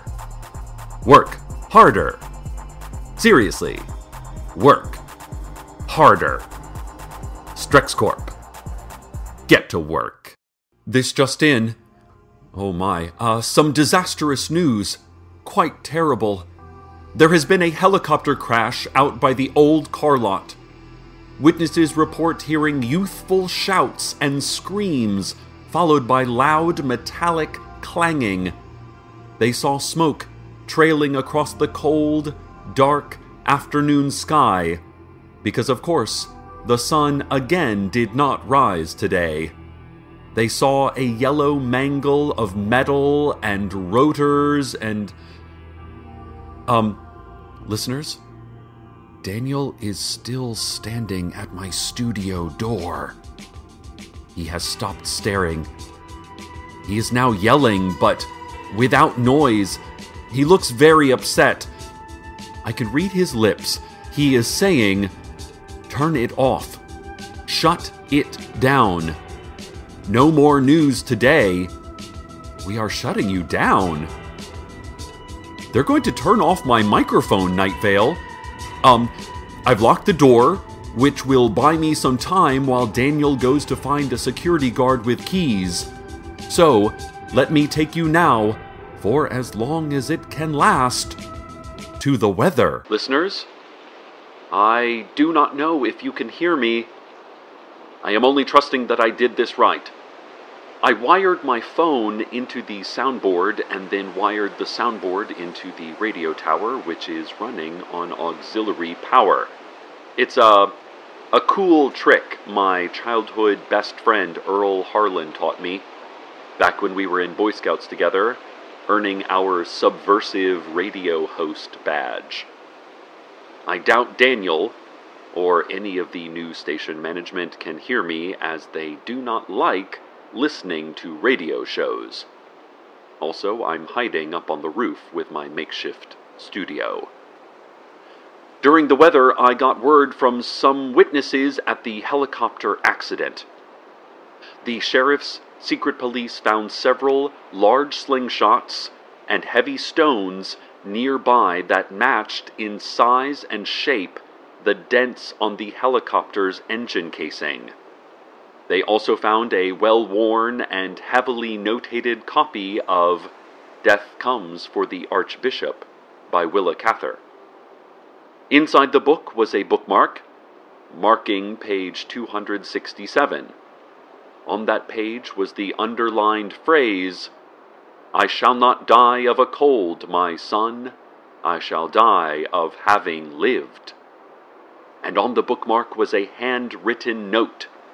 It said, "Your pilot is fine. She is ours now.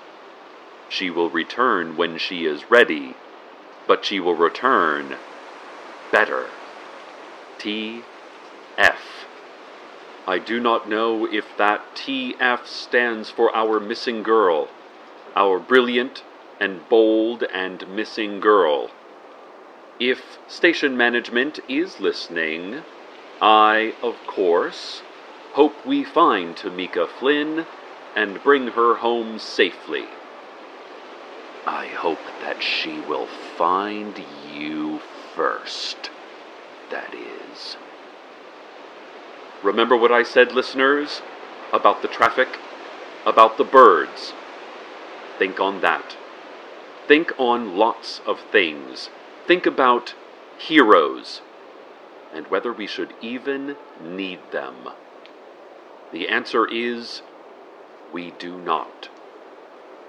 I sometimes wish I could tell you more, but I cannot. I cannot tell you everything I think you should hear because it is boring, or it is unnecessary, or it is very necessary, but unapproved.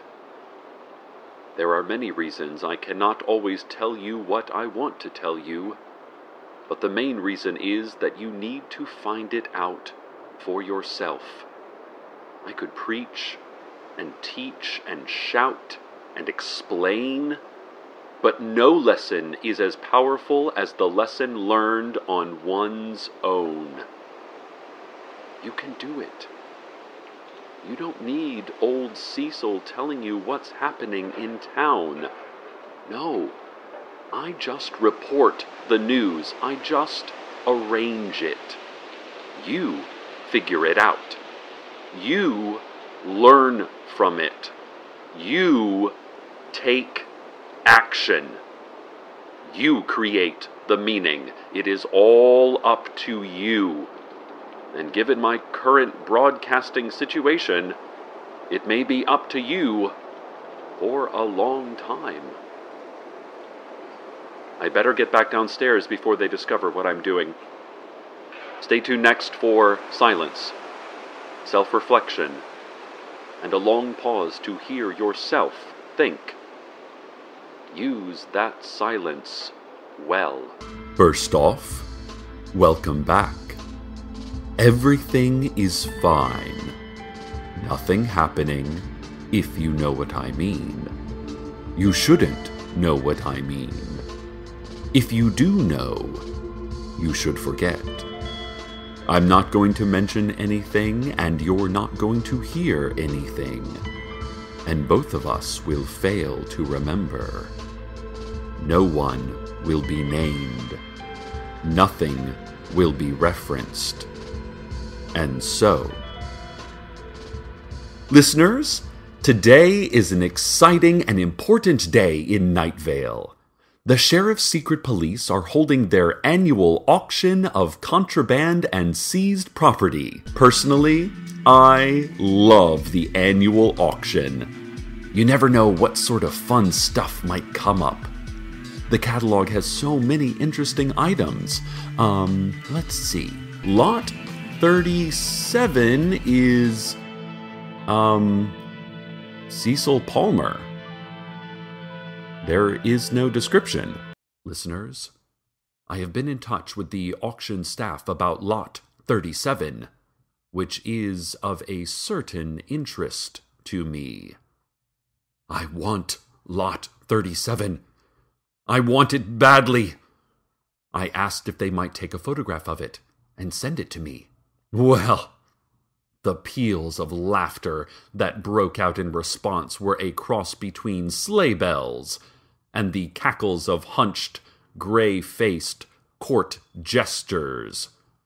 You know how that sounds. Listeners, in order to learn more about Lot 37, it's likely I will need to visit the auction myself. I have been told, listeners, that the auction has descended into chaos. Despite this, I must enter the auction house now myself, taking my life into my hands even more than usual. Lot 37, Cecil Palmer. I must know. I must bid. I go now, listeners, to await the crying of Lot 37. As I go, you go to the weather. Listeners, many complications ensued during my attempt to bid on Lot 37. First, in registering for the auction, I had to indicate my current income, which is made difficult as our new owners, who I have been asked to stop talking about, are now paying us in scrip, redeemable only at merchants they own, like Dust Hut or the Ralphs. Luckily, the sheriff's secret police turns out to be one of those select merchants. I was able to get a paddle only moments before the bidding on Lot 37 began. I forgot to raise my paddle. Oh, foolish Cecil. And through the tears that came then to my eyes, I couldn't see who won Lot 37 with only one bid. Winner of Lot 37. If you're listening, on one hand, I wish you good luck with your prize. On the other, I will be using the mightiest bully pulpit of all, community radio, to strike back at you and destroy you. But also, congratulations. Also that. We start today's show with some exciting agricultural news. John Peters, you know, the farmer, said his winter orange crop is outstanding this year. He said there are oranges everywhere. John, speaking to a pack of local reporters, and backed by a group of farmers wearing black double-breasted suits and red silk ties, said this is the dawning of a new citrus economy in Night Vale. One particular orange here literally holds the key to a one-sided door in the middle of the desert. If you find that orange, John said, I will pay you dearly for it. John then tossed some oranges to the reporters. The reporters caught the oranges and then began to disappear and reappear, blinking in and out of existence. Quickly at first, then slowly, then more out of existence than in, until they were all gone. You know, listeners, I've been thinking about John Peters' orange grove. I did a little digging online and found that orange trees are not native to deserts. I also emailed my boyfriend Carlos about this. He's a scientist, which kind of makes me a scientist too. Here's Carlos's email back to me just now. Cecil, I'll do my best to answer your questions, but do know that I don't specialize in botany or dendrology. I am a scientist. I study science, not plants or nature. I did drive out past John's farm a month ago, and there wasn't a single tree, just acres and acres of rocky, cracked, flat ground. There's no way he could have grown anything natural on that land, let alone a bountiful orange grove, especially in just a few weeks. As far as your other question goes, let's stay home tonight. We ate out last night. Plus, there's a new documentary about scatterplot matrices on Netflix I've been wanting to see. Also, The Man Who Shot Liberty Valance is on TBS again. We could rewatch that. I'll make pasta if you can pick up some, etc., etc., etc. Carlos goes on about weekend bowling plans. You know what? You don't need all this. Okay, I think that's all he had about the orange trees. I do hope we watch Liberty Valance, though. I love that film. Maureen, that's not a glass of orange juice you're drinking, is it? Oh, I see. She got it from our station break room, not from the Ralphs, so it's probably safe then. Maureen? Is everything okay? Oh dear. Maureen just flickered. Like she was there, and then she wasn't, and then she was, like when a plane flies in front of the sun and the light leaves for a brief moment as you wonder, for just that split second, is this it? Is it over? Only to have the sun return as your brain hears the faint hum of a distant jet and you sigh with relief and disappointment that everything is as it was, a similar thing, just happened with Maureen. Listen, Maureen, She is backing out of the studio. She is backing out of the studio. She has dropped the glass. She is flickering. She is flickering. She is gone. Listeners, Maureen is gone. Wait, I just got another email from Carlos, marked urgent. He says, Cecil, just talked to my team of scientists who have been investigating the house that doesn't exist. They still have not gotten up the courage to go inside the house, but they did peek in the window and they saw John Peters. You know, the farmer. They saw John sitting in a chair in an empty room staring at a picture on the wall. They could not see what was in the picture, but John was sitting quietly, staring at it, not moving. They called his name. They tried dialing his phone, but he did not respond. They even knocked on the door. Nothing. Whoever this John Peters is, selling oranges and orange juice, is not the John Peters we know. Well, now that is... Listeners, someone is pounding on the studio door, despite the brightly lit on-air do not disturb sign we always put out. Dear listeners, John Peters just came to visit. I should talk with him. Maybe this is a good time for us to go to the No! Wait! Stop! John! John! No! Listeners, what a fretful few moments we just had. John Peters, you know, the imposter, he burst into our studio and tried forcing me to eat an orange.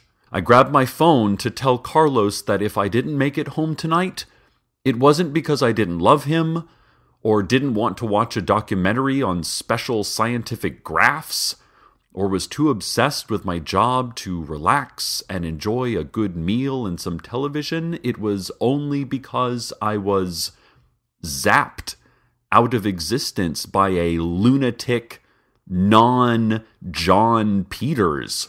But then, as I grabbed my phone, I thought, that's way too long to write for a text.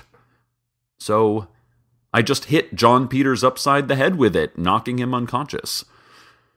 And the sheriff's secret police came to carry the fake John away, telling me that I didn't see anything here.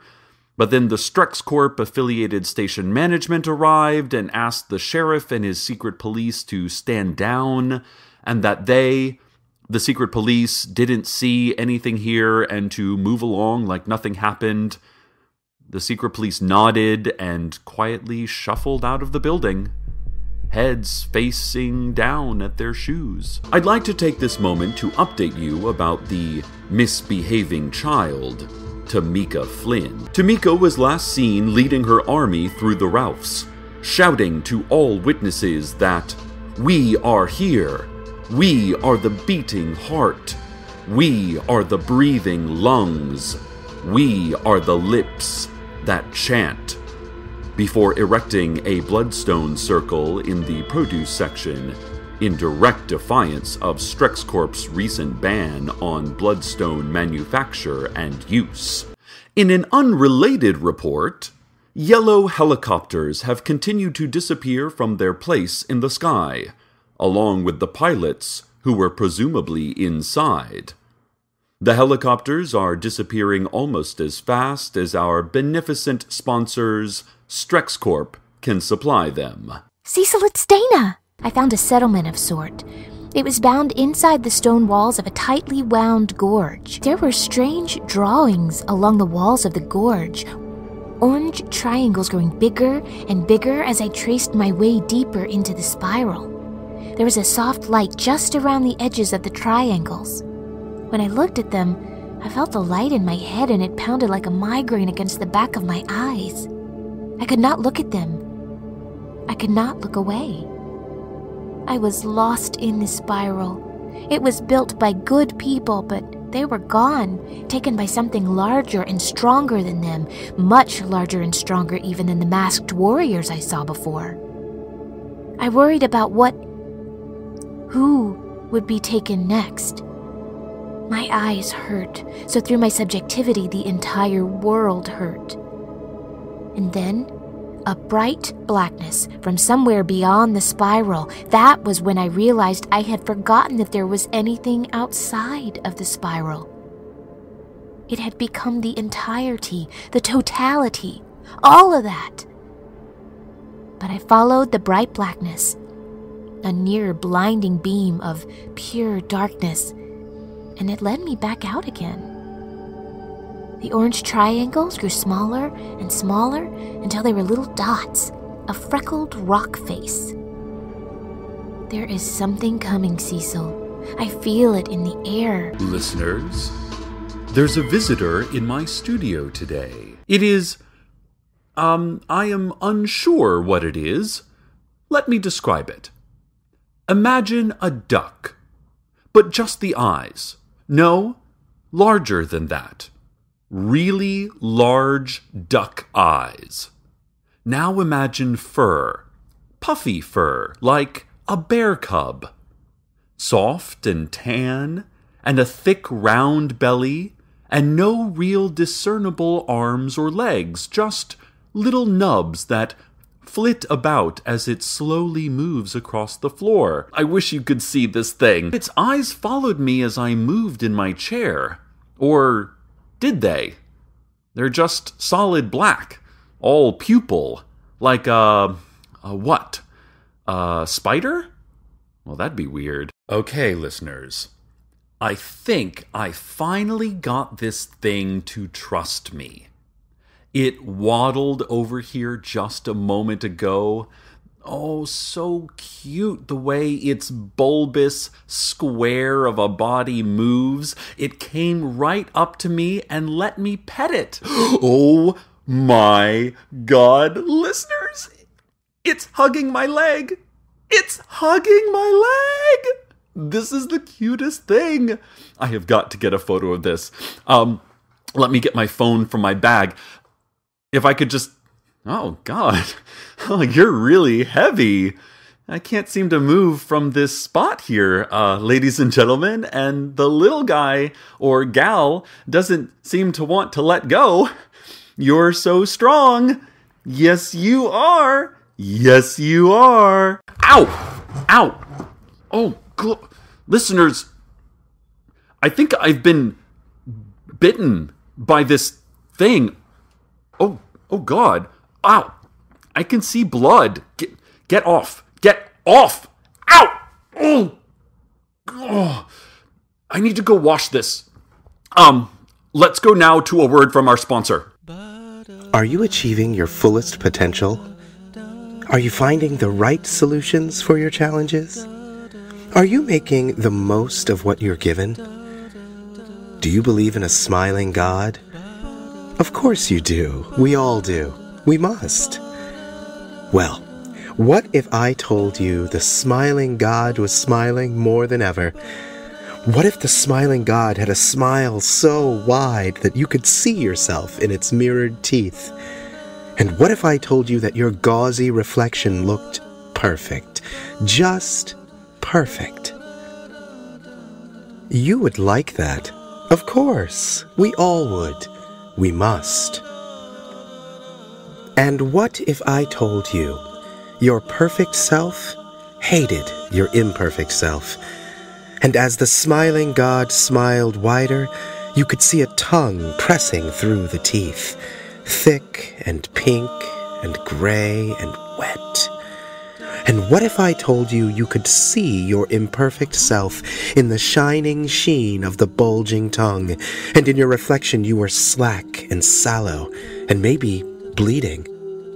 A lot. Bleeding so much.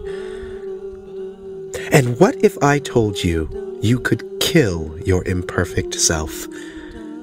What if I told you you could achieve your fullest potential?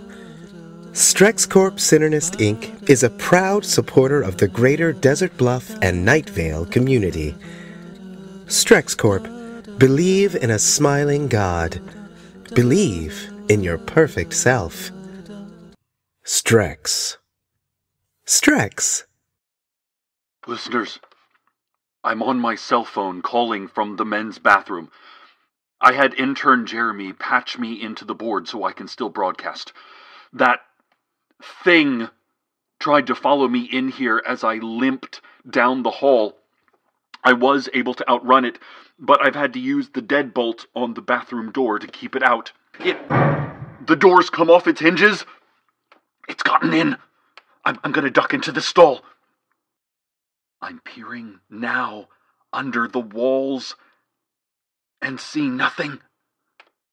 I'm standing now on the commode and looking over the walls and see nothing.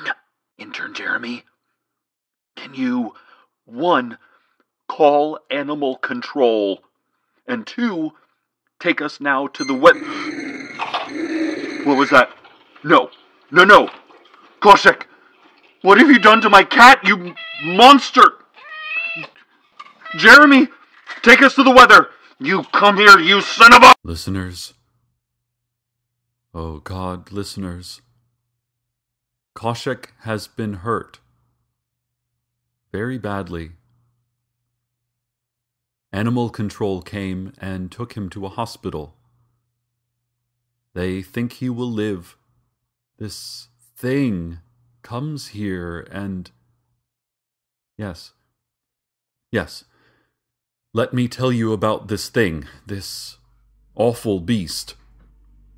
After I saw it tear Koshek from his fixed point and bite into his side, I kicked it, and I kicked it again, and Jeremy helped me pin it down, and animal control tried to sedate it, and I wanted to beat it to death with a hammer, but I had no hammer, only self-control.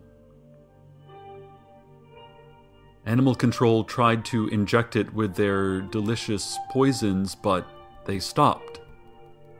They said, we can't inject. It is a machine. And they flipped its switch and it died.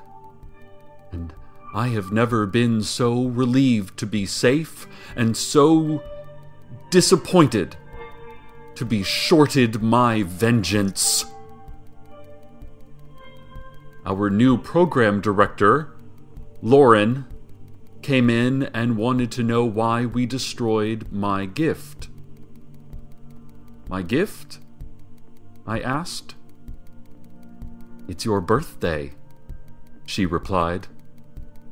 Daniel and I and the whole Strex Corp management team got you that Strex pet because we know you love animals so much. And I replied, but it's a machine. A bio machine, she retorted.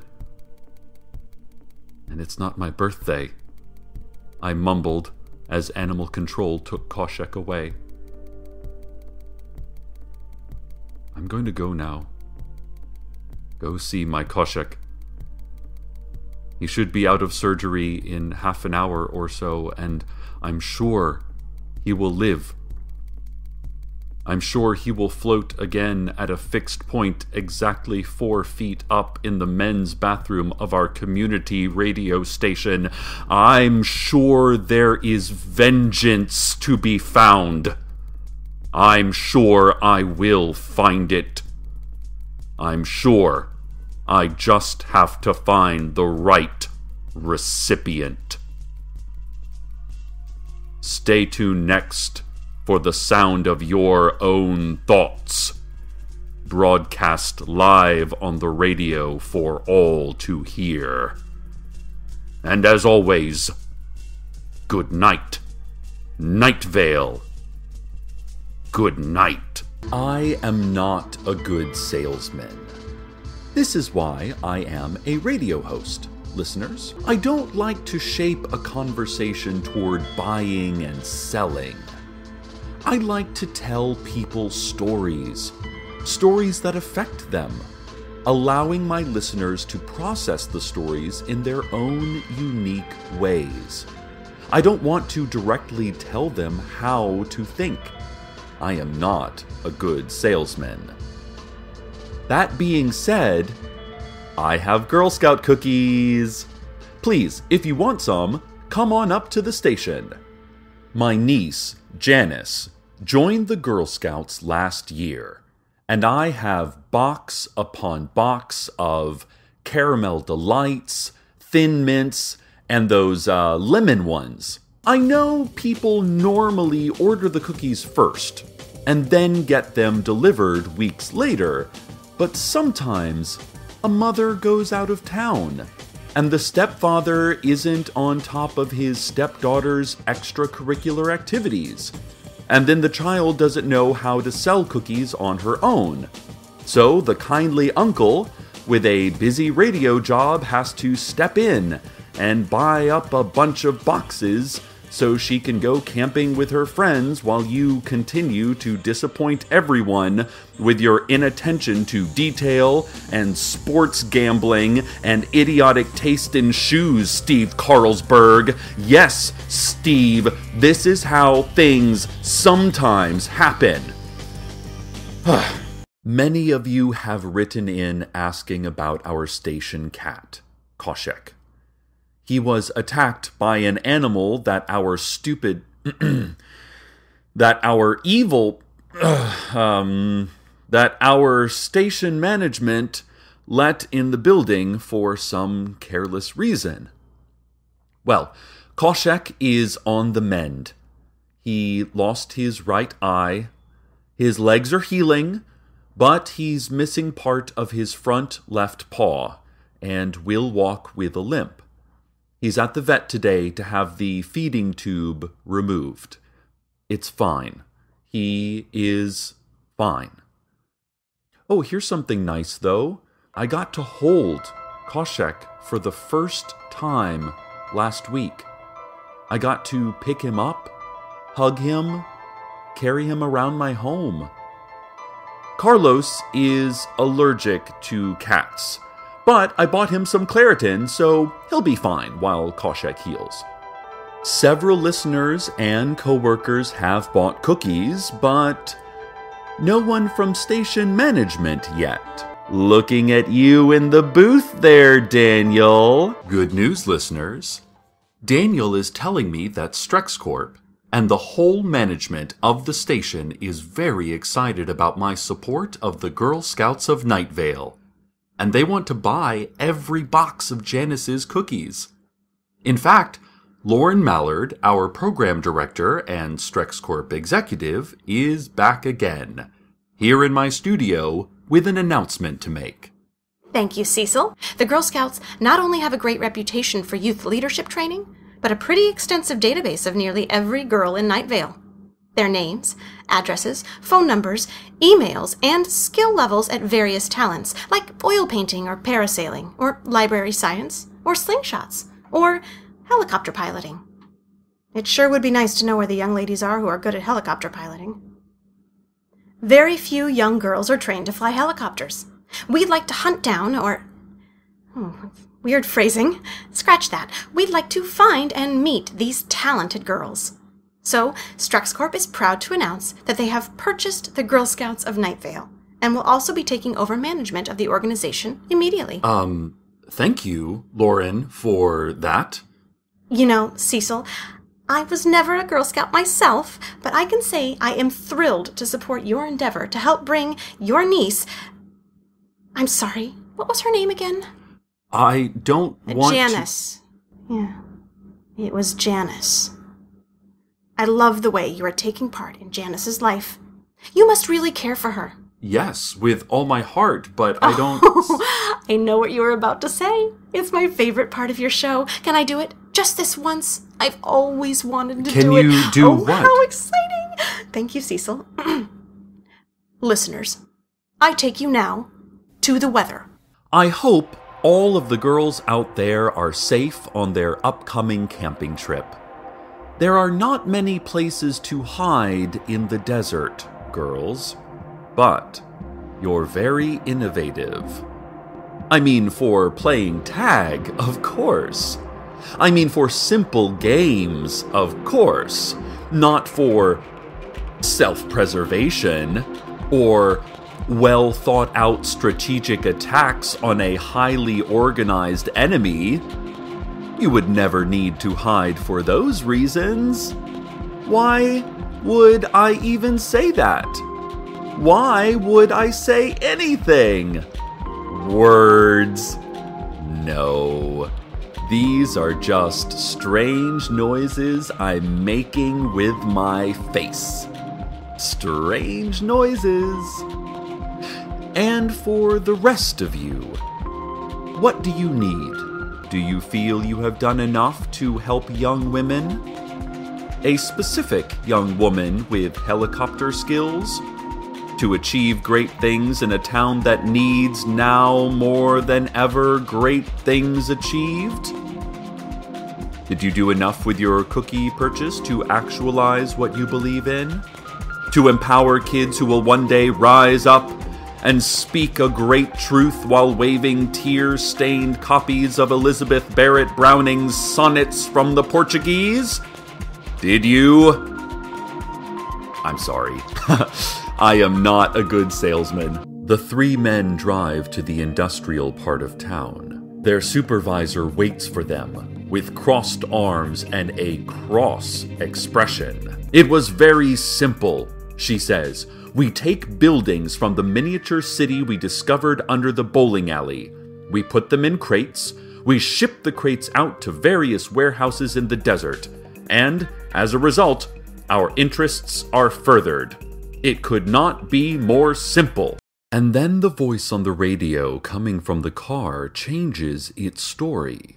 Even the man on the radio does not know why he changes the story, or where this other story comes from. He does not always understand everything he does. Sometimes he does understand, but he hides it from you. In any case, here is a new story. One he tells without regard for why he is telling it. Somewhere else, not here, there was a woman wandering a desert not unlike this one, but not like this one either. It's not the same desert. I need to clarify that. Also with her are great masked warriors, women and men of enormous size, who listen as she speaks and follow her as she walks. She is winning them over because she has survived so much. She is young, but in her experience, she is as lost and scared and ancient as the rest of them. Her feet hurt. They hurt. She keeps walking, and they keep following. Beyond her, no longer just on the horizon, much closer than that, is a light, spreading across the desert. The light is alive, and malicious, and vast, and encroaching. It buzzes and shines, and everything about it hurts those who are close to it, and destroys those who are within it. It spreads not just in the desert I am talking about. It spreads in different forms in deserts not unlike it. In deserts very similar to the one I am talking about now. Not always in the same form. Not always as light at all. But with the same intent. To devour everything. Until there is nothing left. It is a smiling god of terrible power and ceaseless appetite. The woman wanders the desert, followed by the masked warriors. They look back at the light on the horizon, and they know that the time when it will reach their little patch of land is coming, and so many other little patches of land as well. Soon, they will have to turn. Soon, they will have to face it head on. And not just that woman and her desert. Not just her at all. The man on the radio returns to the story about them. He does not know how he knew what he just said, or why he would tell it to you. He is innocent and kind. Guess what day it is today, listeners? It's Parade Day. Remember how I told you about the not at all secret parade today at the location we discussed via radio? Remember I publicly announced today's parade at that specific location? And I announced it not in a tapped-out code underneath the basketball highlights, but completely in a clear and spoken language? We want everyone at today's parade, at that time and place we discussed. There will be lots of things happening. Planned things, strategic things. There will be some special guests that are not teenage fugitives named Tamika Flynn. She won't be there, and thus could not possibly organize any community insurgency at all. In other news, a series of one-sided doors have begun appearing around town. Claire Wallace, a freelance photographer, sent in photos of a door that appeared in the empty lot across from the rec center. In one photo, the door is cracked open, and there is an elderly woman near it. I cannot see her face. She is putting up a sign that reads, "Future Home of the Old Night Vale Opera House." And in another photo, she is walking toward the door. Her face is still obscured. In the last photo, the door is shut, and she is gone. I can see the words, Josefina Contractors Inc. in small print across the bottom of the sign. We're getting more updates about those doors. In fact, I have a very important scientist on the phone right now. He's at the very top of his field, a really handsome scientist. Stop. Hi, Carlos. So, you said you saw these new doors. Yes, I'm here with my research team at the house that does not exist in the Desert Creek housing development. The one that looks like it's there but isn't there. Our previous attempts to understand the home were futile. From the windows it looks completely empty, but when you try to go inside, there's a fully furnished home and a woman named Cynthia living there. But today, all of the composite fiberglass doors on the house suddenly changed. They're now all old oak doors with brass knobs, and when we opened one, we finally saw the empty house that we've been seeing through the windows. If you go inside the home through these new doors, you can explore the house that does not exist, but you cannot return unless someone is on the other side of the door you went through. We have to be careful because time is weird in Night Vale. But I'm going to do a bit of exploring in this house and get back to you and your listeners about what is going on here. Carlos, do be careful. I'll be fine, Cecil. I have a team of 5 talented scientists with me. They will be here to check on my progress and keep me from getting trapped. Without them, of course, it would be much more dangerous. But I am not without them. Not at all. Well, you're very brave. Thanks, Cecil. This morning, however, while complaining about the unfair mayoral election process in Night Vale, where all votes are discarded in favor of a pronouncement from Hidden Gorge, Mayor Winchell saw a door appear in her office at City Hall. When she opened the oak door with the brass knob, she said she saw an angel. She began to open the door wide to show the press, but the figure, who was certainly not an angel, mouthed, "Shut up, Pamela," at Mayor Winchell. The alleged angel added, "Shh, jeez," and slammed the door. I am told now that 13-year-old Tamika Flynn is, in fact, at the parade. She has, in fact, been at the parade all along. I am telling this now to my producer, Daniel, who is throwing chairs in the control room. I am telling this now to my producer, Daniel, who I have locked in the control room. I am showing my producer, Daniel, that I am running the show from my own mixer, as he stares dumbly at the cables he just yanked from the walls. The parade, as you know, as you have known all along, is at StrexCorp headquarters along the lip of Radon Canyon. The parade consists of half a dozen yellow helicopters, all of which have been commandeered by Tamika's band of well-read middle schoolers, who left town months ago to train for this moment. Witnesses are reporting helicopters above StrexCorp. Witnesses are reporting pre-teens carrying slingshots and wearing several reading achievement chevrons on their left breast pockets.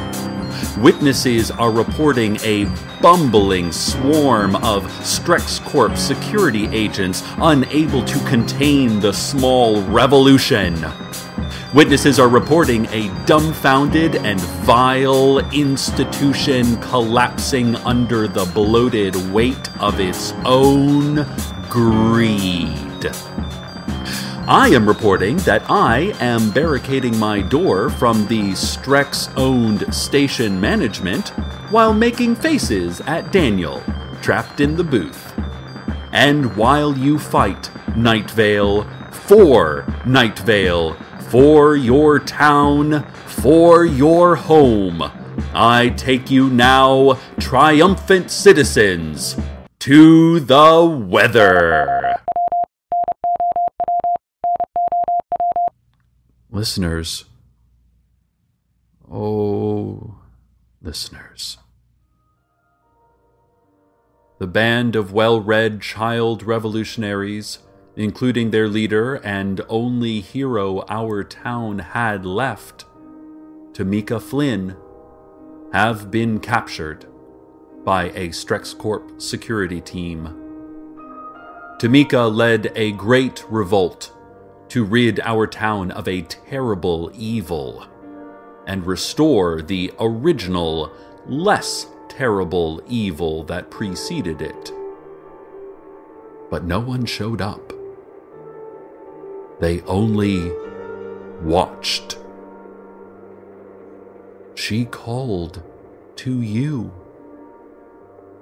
I called to you, Night Vale. But there just weren't enough of us. The children were all sent to the juvenile detention center, which has sat empty for years because of the specially calibrated school lunches formulated by the Night Vale Psychological Association. Tamika, just before her arrest, calmly waved a heavily notated copy of Bertolt Brecht's Life of Galileo. She then paraphrased the influential German playwright, saying, "Sad is not the land that has no hero. Sad is the land that needs a hero." Night Vale, I tried to tell you about this day. I was very clear. Tamika was very clear. We could have done something, Night Vale, but we chose not to. Not one citizen outside of Tamika and her band of brilliant, brave children stood up to tyranny today. We all chose to stand down and hope change would be won for us and not by us. By someone else, we believed. A hero, we believed. But belief is only step one. Action is step two. Fighting for what you believe is step two. Solidarity is step two. Unity is step two. We did not take step two today, Night Vale. And now there will be no step three. We have failed, Tamika. But worse, we have failed ourselves.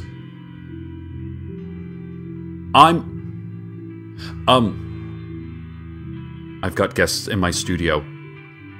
I don't know how they undid my secret barricade made of cardboard signs that said, "Keep out," and "Secret Room" in all caps with an exclamation point. But it's my program director, Lauren, and some man I've never seen before. But no, I have seen him before. Where have I seen you before? They do not look happy, Night Vale. Lauren and the stranger are smiling widely, their teeth white, lips pink, their eyes full but tight, deep dimples making their tiny noses into parenthetical asides. They are smiling, but they look very unhappy. Perhaps it is time to sign off for the day. I am sure to speak to you again very soon, listeners. Stay tuned next for the gentle sounds of forgiveness and a lilting melody of wounds healing. And until next time, good night, Night Vale. Hey, what do you get? Snow is falling somewhere. Many things are falling, or will fall, or have fallen. But temporary triumph is still triumph. Welcome to the Greater Desert Bluffs metropolitan area.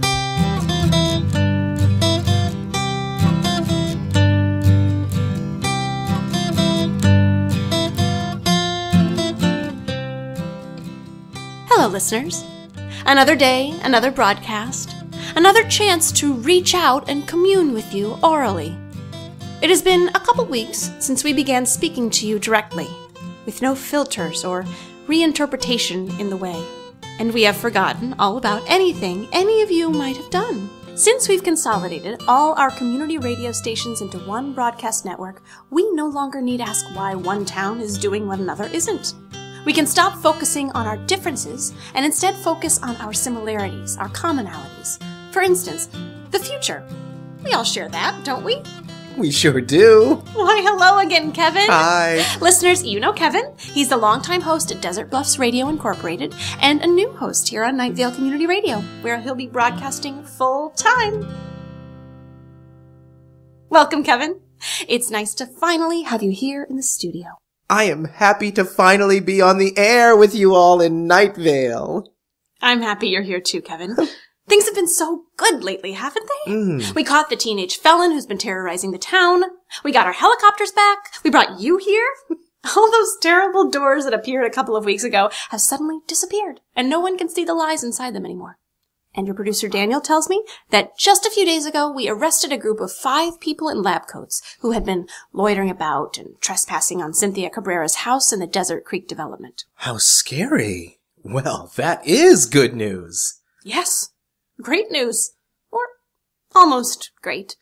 There is one scientist we expected to find there, and we did not find him. He has such perfect hair. Think of what would happen if he had agreed to add that perfect hair and those perfect teeth into our resources. It just makes you want to spit. I'm sorry. Such a vulgar word. Let me try that again. It just makes you want to not smile. To not smile hard at all when people work against productivity that way. Oh well, we'll find him soon enough. We find everyone we look for. You're just fantastic at our jobs. It feels good to have a crime-free tomorrow, doesn't it? It makes any crimes that happen today feel justified. In an act that is just super benevolent, Strex is giving all workers a day off today for a company picnic. Wow, Kevin. You are right, wow, Lauren. The company picnic is being held in Mission Grove Park. So head over there right now, everybody, and look for the balloons and banners. You have to go there now. Stop what you're doing and go to the park. Follow any signs you see and any spoken directives from the uniformed Strex Corp picnic captains. They're there to make sure you have a good time and that you don't leave the picnic early. It would be a real shame to leave early from such a welcoming and mandatory picnic.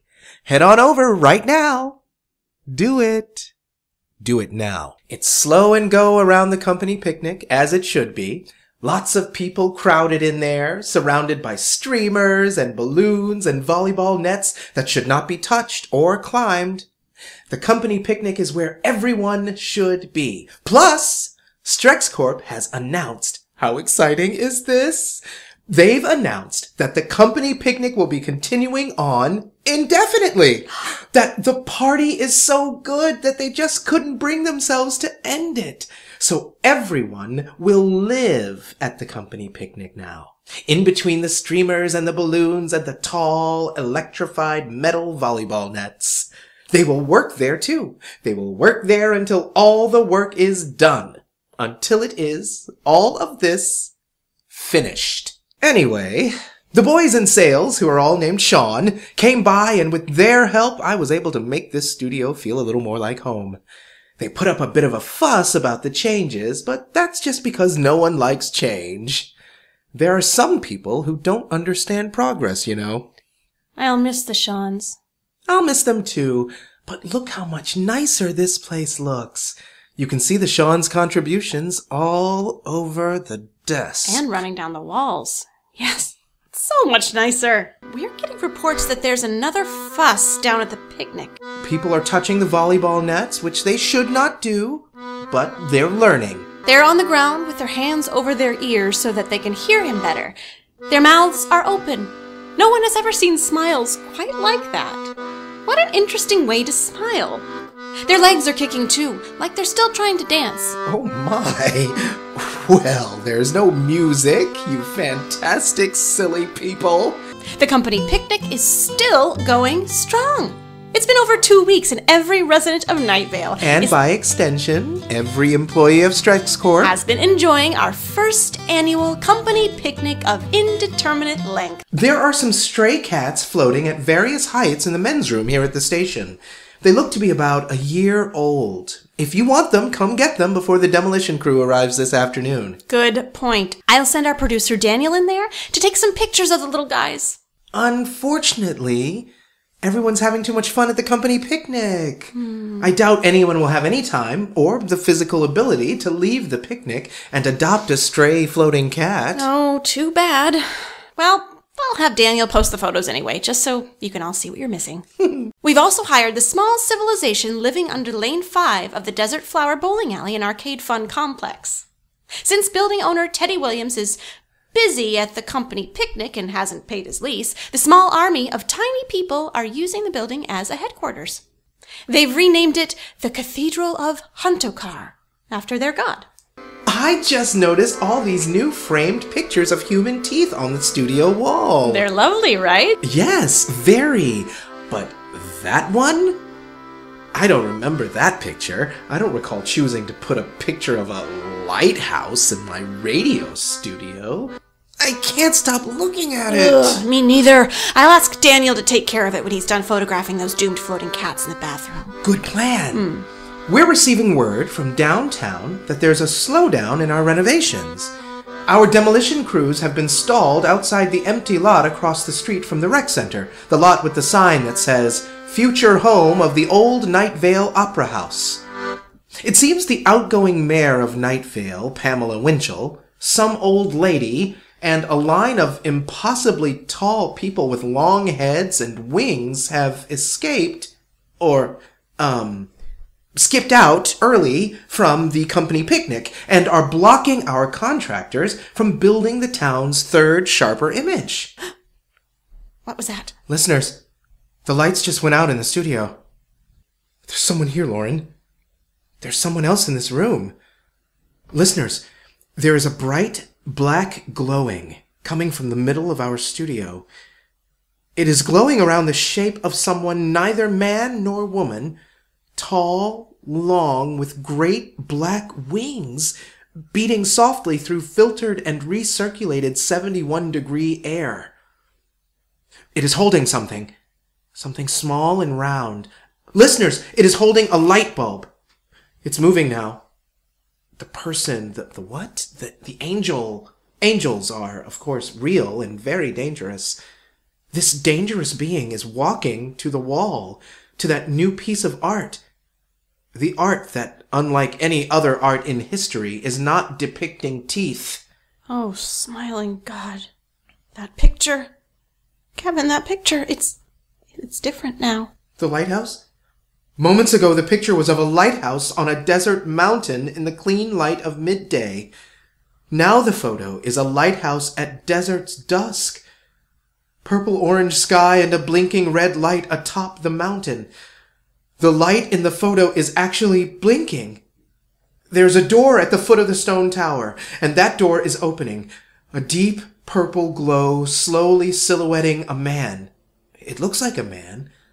I cannot tell if he is tall or if he is short. He is holding something. I cannot tell what it is, but it moves in his arms.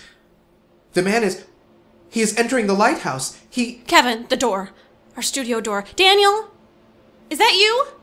Are the kittens dealt with? I see only the intruder's shadow in that deep purple glow. It is the man from the lighthouse. He is holding something. The dangerous, dangerous angel is with him. The man is holding something. No! How did you? He is holding... Don't come any nearer. He is holding a cat.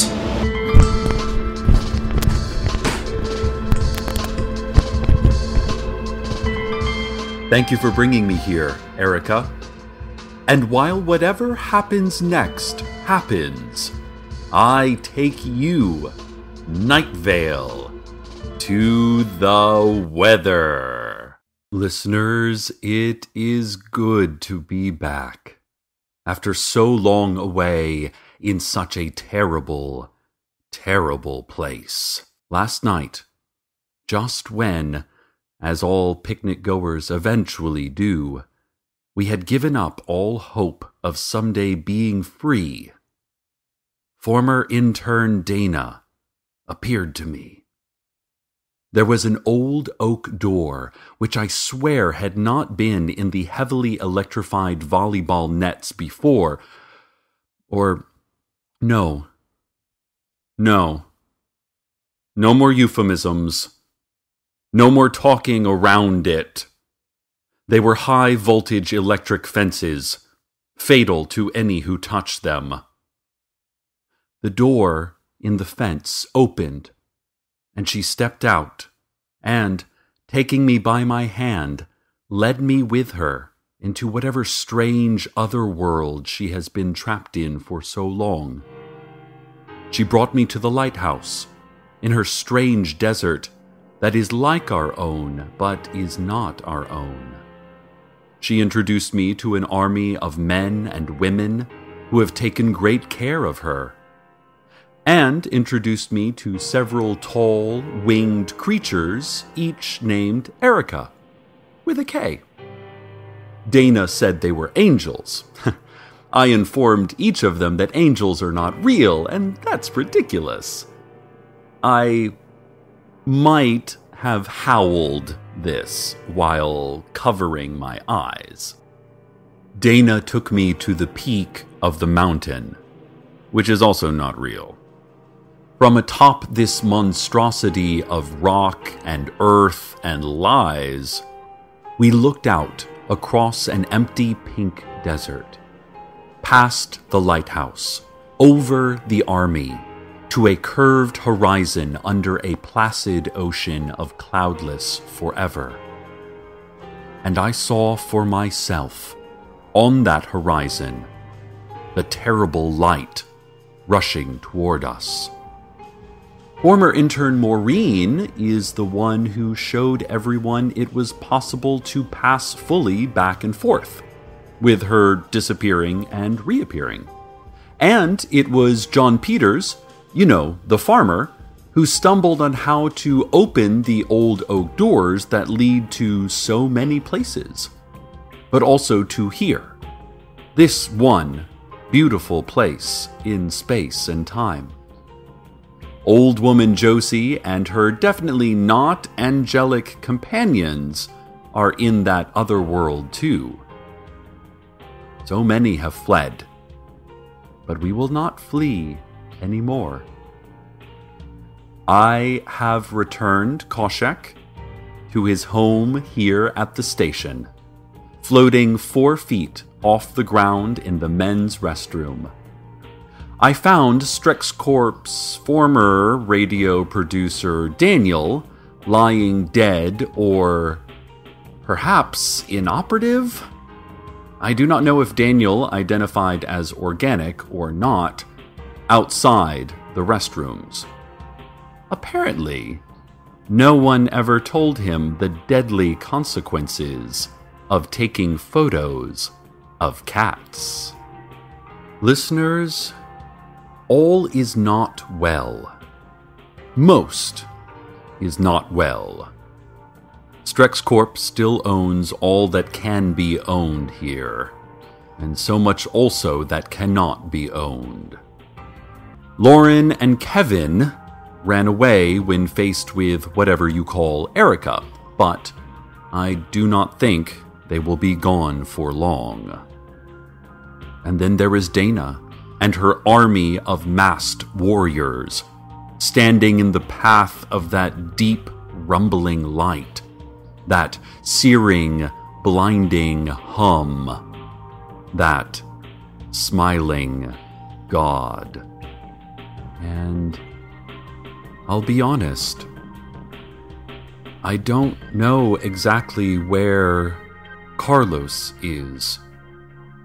They captured his scientists, but they did not capture him. I'm sure he is fine. A scientist is always fine. Listeners, so much is wrong. Here is what's right. Night Vale Community Radio is ours again. We are the only thing in Night Vale not owned by Strex, and I swear, we will stay that way. And soon this whole town will be as this station is now. We will not be controlled by a smiling God. We are Night Vale, and we are, in our own way, free. We must continue to fight and resist. We must be the heroes we look for in others. We must no longer speak in code, but in action. And as always, good night, Night Vale. Good night. Welcome to Night Vale is a production of Commonplace Books. It is written by Joseph Fink and Jeffrey Craner, and produced by Joseph Fink. The voice of Night Vale is Cecil Baldwin. The voice of Desert Bluffs is Kevin R. Free. The voice of the faceless old woman was Mara Wilson. The voice of Dana was Jessica Nicole. The voice of Hiram McDaniels was Jackson Public. The voice of Lauren Mallard was Lauren Sharp. The voice of Carlos was Dylan Marin. Original music by Disparition. All of it can be found at disparition.info or at disparition.bandcamp.com. Comments? Questions? Email us at nightvale@commonplacebooks.com or follow us on Twitter at Nightvale Radio. Check out welcometonightVale.com for more information on this show, as well as all sorts of cool Night Vale stuff you can own. And while you're there, consider clicking the donate link. That'd be cool of you.